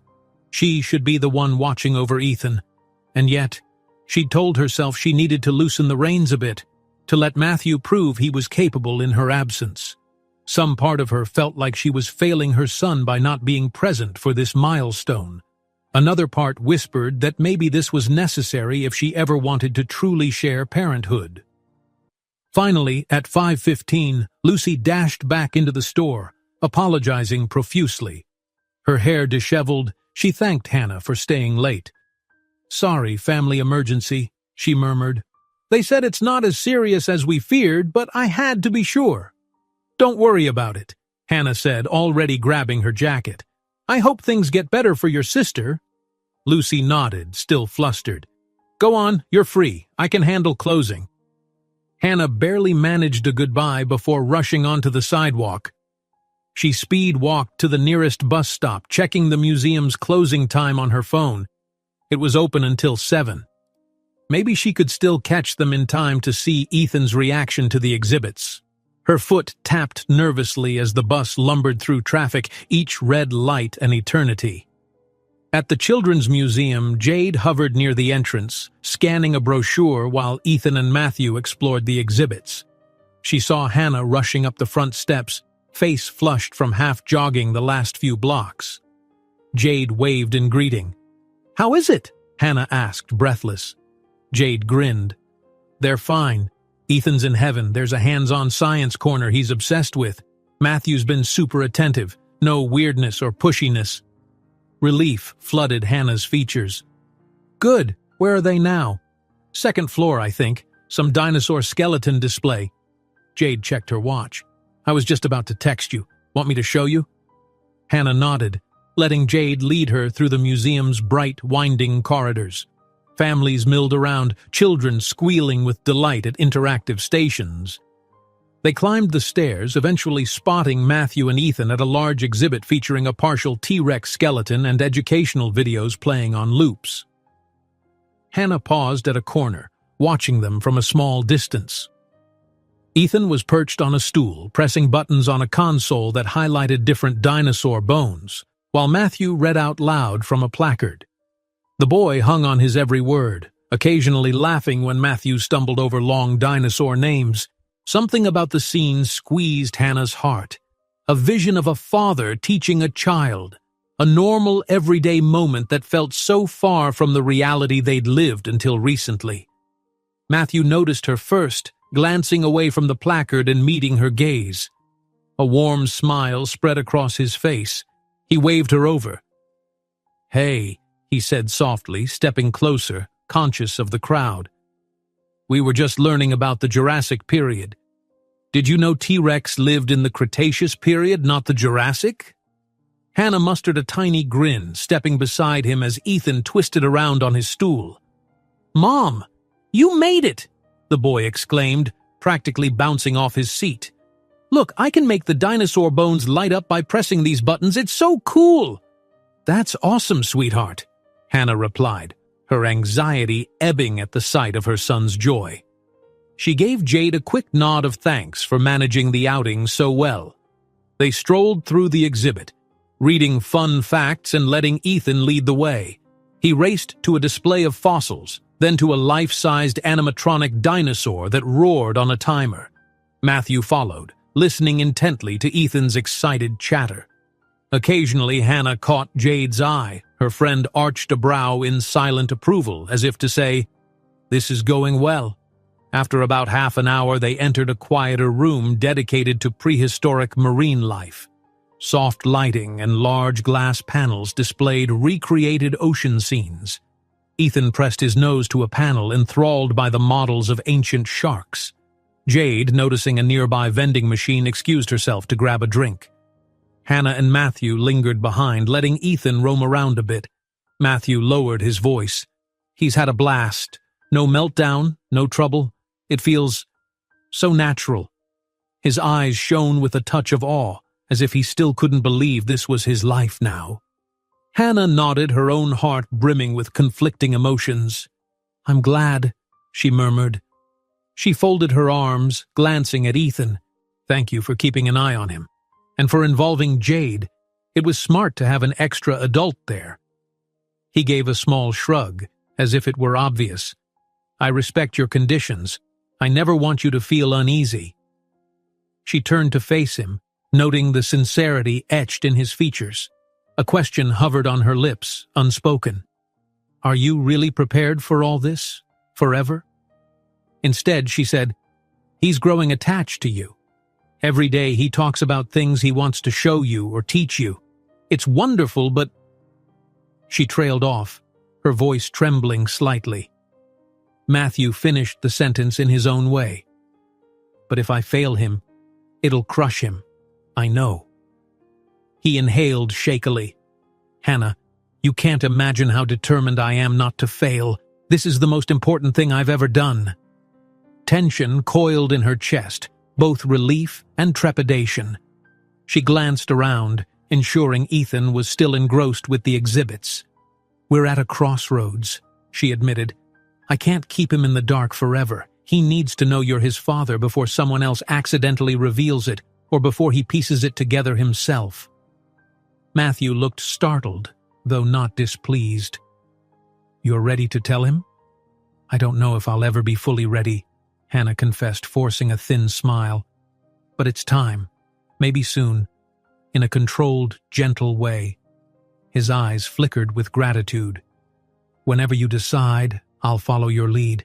If you want me there, or if you want to tell him first alone, whatever you think is best for him." A beat passed. The hush of the marine life room felt heavy with significance. They locked eyes, and for the first time Hannah felt a subdued sense of alliance, both of them wanting to protect Ethan. She exhaled softly. "I need a couple of days to figure out how to handle it. Then, we'll do this." Before Matthew could reply, Ethan ran up, waving a small brochure. "Mom, can we go see the volcano exhibit? They have a pretend lava flow."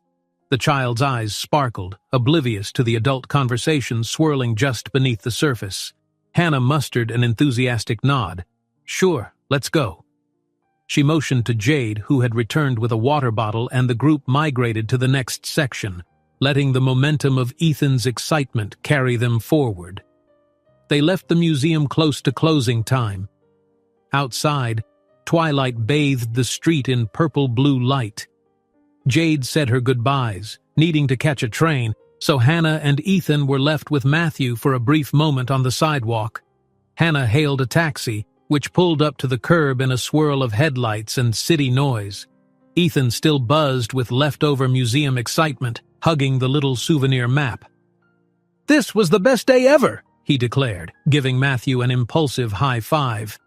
Then he slid into the back seat with Hannah. She buckled him in, turning to Matthew, who lingered at the open taxi door. "Thank you," she said, voice low enough that Ethan wouldn't overhear. "For respecting the boundaries." Matthew nodded, stepping back onto the sidewalk. "Text me when you're ready. I'll be here." She shut the door, and as the taxi pulled away, Ethan eagerly recounted every dinosaur detail for the driver, who chuckled and played along. Hannah half listened, but her mind replayed the conversation with Matthew, the vow she'd made. In a few days, she'd finally tell Ethan the truth. Her nerves spiked.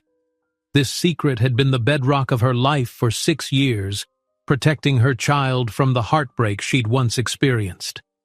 Now, the time had come to let the truth out, trusting that Matthew wouldn't shatter Ethan's world. Clutching her purse, she gazed out the taxi window at the passing lights, bracing herself for the inevitable upheaval. She whispered a silent prayer. May they all be strong enough to face whatever came next. Sunday arrived with a hush in the air, as though the world knew what was coming. Hannah had spent the entire previous night wrestling with how best to tell Ethan about his father. She'd mapped out possible conversations in her head, each scenario leading to a swirl of emotions: relief, confusion, anger, hope. Whenever she closed her eyes, she imagined Ethan's face, his reaction, and the words stuck in her throat. By morning, she'd decided the time was now. No more delays or excuses. Matthew had offered to let her handle it alone if that was her preference. After much thought, she agreed it might be gentler for Ethan if the news came from her first, in the privacy of their home, where she could offer comfort if he got upset. Then, once he'd had a moment to process, Matthew could arrive, ready to answer Ethan's questions or simply be there, however Ethan chose. She texted Matthew, "Hannah, 8:10 a.m. I'm telling him today, let's say, around noon? You can come by after, around 1? His reply was immediate. Matthew, 8:12 a.m. Okay, I'll be there. Thank you for trusting me. And him. Her stomach lurched. She tucked the phone away, trying to steady her breathing. Outside, the autumn sun glowed through the thin curtains of their living room. She heard Ethan humming off-key in the kitchen, fiddling with his cereal. She swallowed hard. This was the last morning he'd be able to believe Matthew was just a friendly stranger. "Mom?" Ethan's call startled her.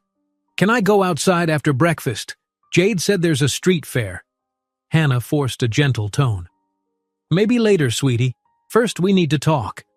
He emerged from the kitchen, spoon in hand, blinking curiously. "About what?" She gestured for him to join her on the sofa. The small living room suddenly felt even smaller. Ethan plopped down beside her, setting his spoon on the coffee table. She noted the drip of milk sliding down its handle and forced herself not to fixate on trivial things. "Focus," she told herself. "Ethan," she began, heart thudding. "I need to tell you something important. Remember that friend you've been hanging out with recently? Matthew?" Ethan's eyes lit up. "Yeah, he's so fun. Are we going somewhere with him today?" Hannah took a slow breath. "In a way, yes. But first, you deserve to know the truth."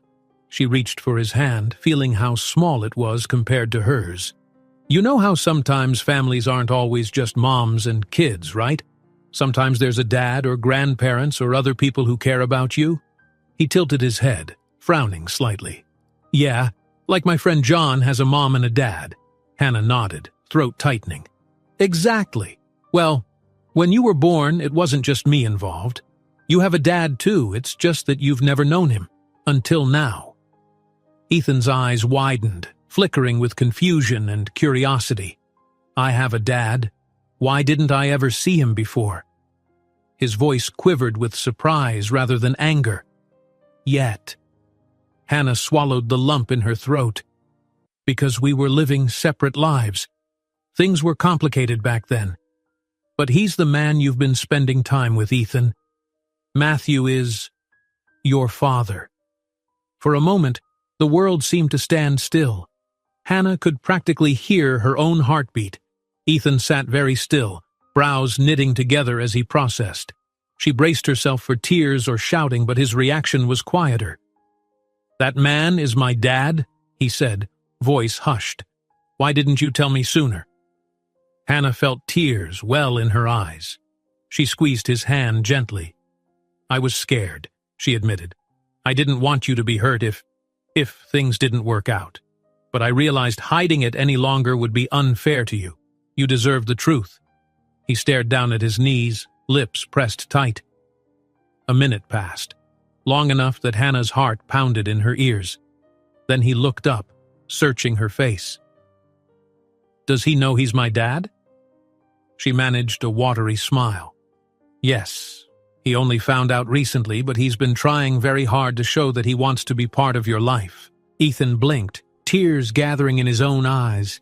He whispered, "I thought maybe he was just your boyfriend or something. But he's my dad?"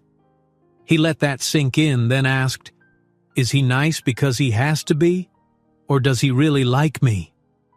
Hannah's breath caught. She wrapped an arm around his shoulders, gently pulling him close. He likes you a lot, Ethan. I promise. He's been so happy getting to know you. He's nervous too because he missed out on so much time. But he really wants to be here for you. The boy sniffled, letting a tear slip down his cheek. So he's not gonna leave again, right? People say dads should be around. His voice quivered with the fear Hannah had desperately tried to shield him from. I hope not, Hannah murmured, her own tears escaping. He says he won't. He wants to be in your life for good, and I'm going to make sure he keeps that promise. Ethan pressed his face into her shoulder. They sat like that, mother and son, embracing in the small living room where they'd weathered every hardship alone. Hannah's tears soaked into his hair as she whispered words of reassurance. Eventually, Ethan pulled back, eyes red. I kinda always wondered, he admitted shakily. I saw other kids with their dads. I thought maybe I just didn't get one. He gave a half laugh, half sob. He's my dad? Whoa! Hannah nodded, wiping his cheeks with her thumbs. Yeah, whoa, she echoed softly. It's a big change, I know, and it's okay to feel lots of different emotions. Happy, mad, confused. You can tell me all of it. He sniffed again, then grabbed a tissue from the coffee table. Does he want me to call him Dad? Hannah hesitated. That's up to you. If you feel comfortable, you can talk about it with him. I'm sure he'd be overjoyed, but he'll understand if you need time. Ethan exhaled shakily, glancing around the living room as if seeing it anew. So, is he coming here? Today? She cleared her throat. Yes, around 1. I asked him to wait until we had a chance to talk first, so you could decide if you want to see him. A flicker of warmth returned to Ethan's eyes. I do want to see him. I have questions. Hannah's chest loosened a fraction. Okay then. He'll be here soon. We can talk, or we can watch a movie together. Whatever you need. Ethan nodded. Can he see my drawings? I made a new one of a T-Rex. Relief and love flooded Hannah. She managed a wobbly smile. I'm sure he'd love that. They spent the next hour in a strange haze of tension and anticipation. Ethan, jittery with emotion, tried to distract himself by organizing his crayons, occasionally eyeing the clock. Hannah tidied the already tidy living room, removing clutter, adjusting cushions, checking her phone obsessively for any message from Matthew. At exactly 1:03 p.m., a soft knock sounded at the door. Ethan jumped, eyes wide, then looked at Hannah. She placed a reassuring hand on his shoulder, took a breath, and opened the door. Matthew stood there wearing a collared shirt and an expression so unsure it made him appear younger. His gaze darted between Hannah and Ethan, searching for cues. Hannah gave him a small nod, stepping aside. He entered, gently shutting the door behind him. Hey, he managed, voice subdued. Then, looking at Ethan, so, I guess you know now. I'm your dad. Ethan stared for a beat, clutching the edges of his t-shirt. Yeah, he said, voice trembling. Mom told me. Matthew swallowed. I'm sorry you had to wait so long to find out, he said, every word laden with regret, but I'm really happy to be here now. The boy's eyes flicked to Hannah, then back to Matthew. Are you gonna leave? He asked bluntly. Like, later, when work gets busy? Matthew's face tightened with raw emotion. I promise I'm not leaving, he said, voice thick. Work is just work. You're your family. I'm here to stay if you'll have me. Ethan's lip trembled again, but he stepped closer. Matthew lowered himself to one knee, a gesture that put him at Ethan's eye level. Slowly, Ethan reached out and touched Matthew's shoulder, as if testing solidity. Then, in a sudden burst, he threw his arms around Matthew's neck. Matthew let out a shaky breath, hugging Ethan gently in return. Hannah pressed a hand to her mouth, tears burning at the edges of her eyes. This was the moment she'd feared, yet also longed for. Her child finding the father he never knew he had. For several seconds, They just held each other. Finally, Ethan pulled back, wiping his nose on his sleeve. Hannah grabbed a tissue box, pressing it into the boy's hand. Matthew stood, eyes damp, and offered a watery smile to Hannah. "Thank you," he mouthed. She nodded, breathless. Ethan, still emotional, clung to Matthew's arm. "Want to see my dinosaur drawings?" he asked in a small, hopeful voice. Matthew nodded, voice unsteady. "I'd love to." Hannah led them to the living room table where Ethan's sketches lay in neat stacks. The boy chattered about dinosaur facts while Matthew listened intently, occasionally glancing at Hannah with a mix of amazement and gratitude. She hovered, heart-pounding, letting them forge this connection without interruption. After a while, she stepped into the kitchen to give them space, busying herself making tea.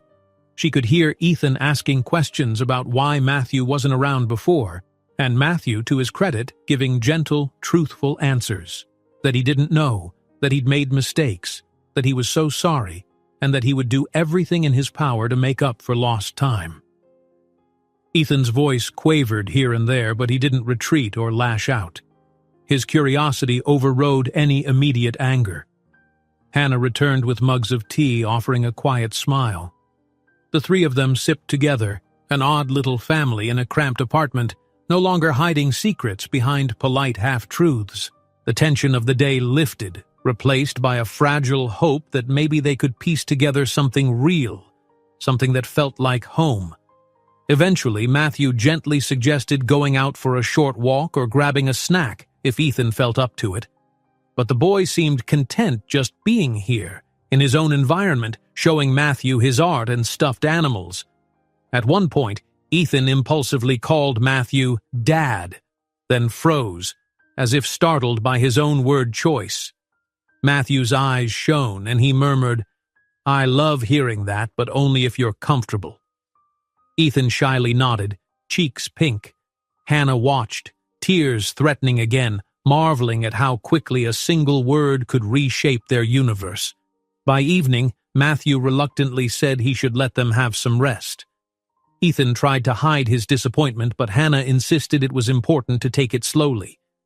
They arranged another visit for the following afternoon, a chance to continue talking, maybe play soccer, maybe just be together. The plan felt simultaneously fragile and essential, like a newly planted seed. As Matthew left, Ethan walked him to the door. The boy stared at Matthew's face, as though memorizing every feature. "You promise you'll come back tomorrow, right?" he asked. Matthew knelt again, pressing his hand to Ethan's small shoulder. "I promise," he said, voice steady. "I'll be here, and I'll keep coming back every chance I get." Ethan nodded, swallowing hard. "Okay," he whispered. Then he stepped back, allowing Matthew to stand. The door clicked shut, leaving mother and son alone in the quiet. Hannah turned to Ethan, scanning his expression. "How are you feeling?" He didn't answer right away, eyes brimming with emotion. Then, to her surprise, he hugged her tight. "I'm happy," he whispered into her shirt. "And kinda sad and scared, but mostly happy." Hannah stroked his hair, tears slipping free again. "It's okay to feel all of that," she murmured, voice shaking. "I do too." They sank onto the sofa, holding each other. Outside, the sun dipped low, painting the apartment in warm, golden light. For once, Hannah didn't mind the peeling paint or the worn carpet. This moment was theirs, tangled in raw truth and new beginnings. She knew challenges lay ahead. Matthew would have to juggle his corporate world, the board's demands, and the messy realities of parenthood. She and Matthew still had to bridge their own broken past. But for now, in the hush of early evening, Ethan's small hand curled in hers, and she let herself believe that at last they were on the path to healing. Together. The next few weeks were like watching a seedling push through the soil, fragile yet determined. With the truth finally out, a new kind of life began for Hannah, Ethan, and Matthew. No one pretended it was simple, least of all Hannah. who woke each morning bracing for all the practical and emotional challenges of merging a father into a child's world. But there was also joy, pure, unexpected joy. Ethan at first had occasional waves of confusion or sadness over the lost years, the missed birthdays, the not knowing. Yet each time those doubts rose up, Matthew was there to reassure him, to promise he wouldn't disappear. Hannah watched in quiet awe as her son tested Matthew's commitment with small requests. Help with homework, a bike ride around the block, cheering from the sidelines of a school soccer game. And Matthew, to his credit, showed up every single time. Hannah began trusting Matthew to pick Ethan up from school some afternoons. A few eyebrows raised at the sight of the CEO leaning against the fence, holding a juice box for his son, dressed in casual clothes rather than a tailored suit. But Matthew didn't seem to mind. He often joked that if he could handle board meetings, he could handle a crowd of third graders any day. At home, Ethan sometimes asked pointed questions. "Where did you live before? Why couldn't you see me when I was little?" And Matthew answered with honest regret, explaining how he never knew Ethan existed back then. Hannah would chime in, clarifying her reasons for keeping the secret, always ensuring Ethan understood it wasn't his fault. There were tears on both sides, but each honest conversation strengthened the bond forming among them. Hannah herself rode a roller coaster of relief, gratitude, and lingering fear. She and Matthew had not yet tackled their own unresolved hurts in depth. The last argument from years ago still cast a shadow, but whenever they did tentatively address it, they found themselves moving past old resentments a little more each time, for Ethan's sake and for the fragile new chance they'd been given. One crisp Saturday, Matthew suggested a day trip to a nearby nature reserve. Ethan had been learning about local wildlife in school and jumped at the idea of spotting deer or raccoons. For Hannah, it was a leap of faith. Long hours together, away from the safety of her apartment or the city's bustle, traveling in Matthew's car. But seeing Ethan's excitement, she agreed. They set off mid-morning. In the back seat, Ethan chattered about how he hoped to see eagles or maybe even a fox. Hannah sat in the front, feeling unexpectedly comfortable. Matthew navigated out of the city, the tall buildings giving way to winding roads and autumn-tinted trees. Light filtered through golden leaves, painting the car's interior with dancing shadows. They arrived at a small visitor center, where a friendly ranger offered trail maps and pointers on spotting wildlife. Together, the three of them hiked along a gentle path. Ethan ran ahead, giggling whenever a squirrel scampered across the leaf-strewn ground. Matthew and Hannah walked side by side, sharing a thermos of coffee. She realized it was the first time in ages they'd spent more than an hour together without the tension of hidden truths. "So," he said softly at one point, "how are you feeling these days?" "Really feeling?" She exhaled, listening to the crunch of leaves beneath their shoes. "Better. Still cautious. But I'm glad Ethan has you now. He talks about you constantly, how Dad is teaching him new soccer moves." A faint smile tugged at her lips. "He's so proud to call you that." Matthew's gaze flicked to Ethan, who was enthusiastically poking at a patch of mushrooms just ahead. His voice went thick. "I never imagined how good it would feel to hear him say Dad. It's like all my priorities shifted, and I'm trying to handle my company's concerns, but I won't go back to the old way of living." She studied him. "I see you're making changes. I appreciate it." She paused, then murmured, "I know this is bigger than a few weeks of gestures. We have a long road, building trust for Ethan and for me too." He nodded, slowing his pace so they could talk more privately. "I'm not expecting instant forgiveness for the past. I want to earn your confidence every day, you and Ethan both." Her throat tightened with emotion, but she offered a small nod. "Keep showing up," she said simply. "That's what matters." They continued in companionable silence, eventually catching up to Ethan, who had discovered a small clearing near a creek. He begged to take off his shoes and dip his toes in the water. Hannah hesitated. October weather made for chilly water. But Matthew shrugged off his jacket and rolled up his sleeves, stepping in carefully to test the temperature first. Ethan squealed at the cold, but grinned, delighted to share the experience with his father. The image of them side by side in the creek, shivering but laughing, struck Hannah's heart with unexpected warmth. They ate a light picnic lunch on a fallen log. Hannah had packed sandwiches, and Matthew contributed fruit and snacks he'd picked up earlier. Ethan devoured his meal, then lay on the grass, proclaiming he was starfishing to soak up the sun. Hannah and Matthew shared a knowing smile over the boys' contagious joy. When the day drew toward evening, they hiked back to the car. The drive home was quieter, Ethan dozing in the back seat, worn out from fresh air and adventure. Hannah turned in her seat to check on him, sleeping peacefully, head lolling against the window. Matthew caught her soft expression. "He's happy," he said, voice low. "I never want to lose this." She glanced at him. "Then don't," she whispered. "We're here. Stay honest with us and we'll figure it out." He nodded solemnly, tightening his grip on the steering wheel. They reached Hannah's apartment after dark. She roused Ethan, who mumbled incoherently but managed to stumble upstairs with Matthew's help. Once inside, Hannah guided him to change into pajamas, and Matthew lingered in the living room, awkwardly unsure if he should go or stay until Ethan was settled. He'd never tucked the boy into bed before, an intimate act of routine family life he'd missed. Hannah returned from Ethan's bedroom, closing the door gently. She found Matthew standing by the kitchen counter, glancing at the everyday clutter, school notes, grocery lists, a pile of laundry waiting to be folded. She cleared her throat softly. "Thanks for driving today. He had a great time." Matthew exhaled. "So did I." He hesitated, gaze drifting to the hallway that led to Ethan's room. "Should I say goodnight?" Hannah weighed it, then nodded. "He's a bit sleepy, but I think he'd like that." He followed her guidance, tiptoeing into the dimly lit bedroom. Ethan was half awake, eyes fluttering as Matthew knelt by the bed. Hannah stayed by the door, heart in her throat.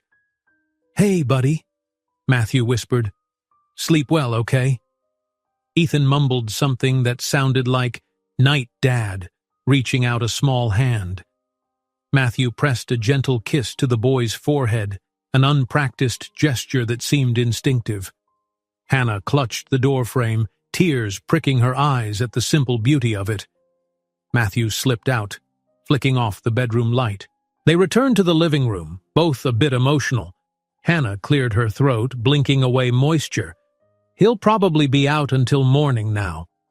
Matthew gave a shaky laugh. "I remember being that tired after big outings when I was his age, though I guess I don't remember much." He paused. "Thank you for letting me tuck him in. It felt important."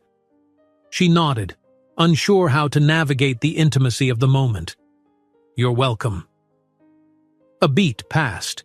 The air felt thick with possibility, old wounds and new beginnings. Her phone buzzed on the coffee table, perhaps a text from Jade. She grabbed it, seeing it was a promotional message from the boutique instead. Relief mingled with disappointment. Matthew shifted. "I should probably go. It's late." Hannah walked him to the door. He turned as if to say something, maybe to apologize again for the past, or to ask about their own relationship, or to simply express gratitude. In the end, he just offered a quiet, heartfelt smile. "I'll see you both soon. Let me know if Ethan wants anything, or if you need help with anything." She swallowed hard. "I will." He slipped into the hallway, and she closed the door with a soft click, leaning against it. In the hush of the apartment, she listened to Ethan's steady breathing from the bedroom. Her thoughts buzzed with the realization that they were slowly, painstakingly forming a real family unit. It wasn't a fairy tale ending. It was a work in progress. But for the first time in a long while, Hannah felt a calm sense that they were on the right path. Days turned to weeks. Weeks turned to months. The three of them navigated big and small hurdles. Ethan's occasional anger about the years missed, Matthew's juggling of board responsibilities while refusing to abandon fatherhood again, Hannah's guarded heart learning to trust that Matthew wouldn't run. They had arguments, tears, and moments of awkwardness, but they also had laughter. So much laughter, as Ethan repeatedly showed them how to embrace simple joys like movies on the couch or homemade pizza nights. Lucy's boutique eventually offered Hannah more stable hours. Jade continued her unwavering support, occasionally teasing Hannah about how domestic her life seemed now that she juggled co-parenting schedules. When Hannah's rent threatened to spike, Matthew quietly offered to help. This time Hannah, after a private talk, agreed to a fair arrangement that respected her independence but acknowledged his responsibility. Each compromise brought them one step closer to a shared future built on honesty and care. One late afternoon, nearly a year after Ethan first kicked that soccer ball toward Matthew's bench in Central Park, the boy raced up to Hannah in their apartment with a drawing rolled under his arm. "Mom, look!" he cried, unrolling it on the coffee table. It was a detailed family portrait, Ethan in the center, Hannah on one side, Matthew on the other, all three smiling with a soccer ball at their feet. Above them, large childlike letters spelled out, "My family." Hannah's heart constricted, eyes glistening. Before she could speak, the front door opened. Matthew stepped in, having just arrived from work. Ethan dashed over, showing him the drawing. "Dad, look, I made this at school." Matthew knelt beside his son, wonder filling his face. "Wow, that's amazing. You're an artist, buddy." Ethan beamed. "We had to draw our families. Ms. Parker said I did great on the details." Hannah approached, tears slipping down her cheeks. She and Matthew exchanged a glance of understanding. This was it. The ordinary miracle they'd fought so hard to create. The child who once asked why he had no dad now drew pictures of the three of them together, confident in the knowledge he was loved. In the corner of the page, Ethan had drawn a bench, the one where he'd first encountered Matthew. It served as a reminder of how far they'd come since that day, how a single soccer ball changed everything. Hannah wrapped an arm around both of them, letting her tears fall freely while a bright grin spread across her face. "Thank you," she whispered, voice trembling but full of gratitude. "Thank you for staying." Matthew glanced at her, then at Ethan, nodding. "Thank you for letting me." They stood there, huddled in the small living room, no longer three separate souls but a family. Imperfect, healing, and bound by love that had once been buried under years of silence. Now it flourished, like a seedling finally bathed in sunlight, proving that the hardest journeys can lead to the most beautiful destinations. If you enjoyed this story, don't miss the next one. Just click on the screen.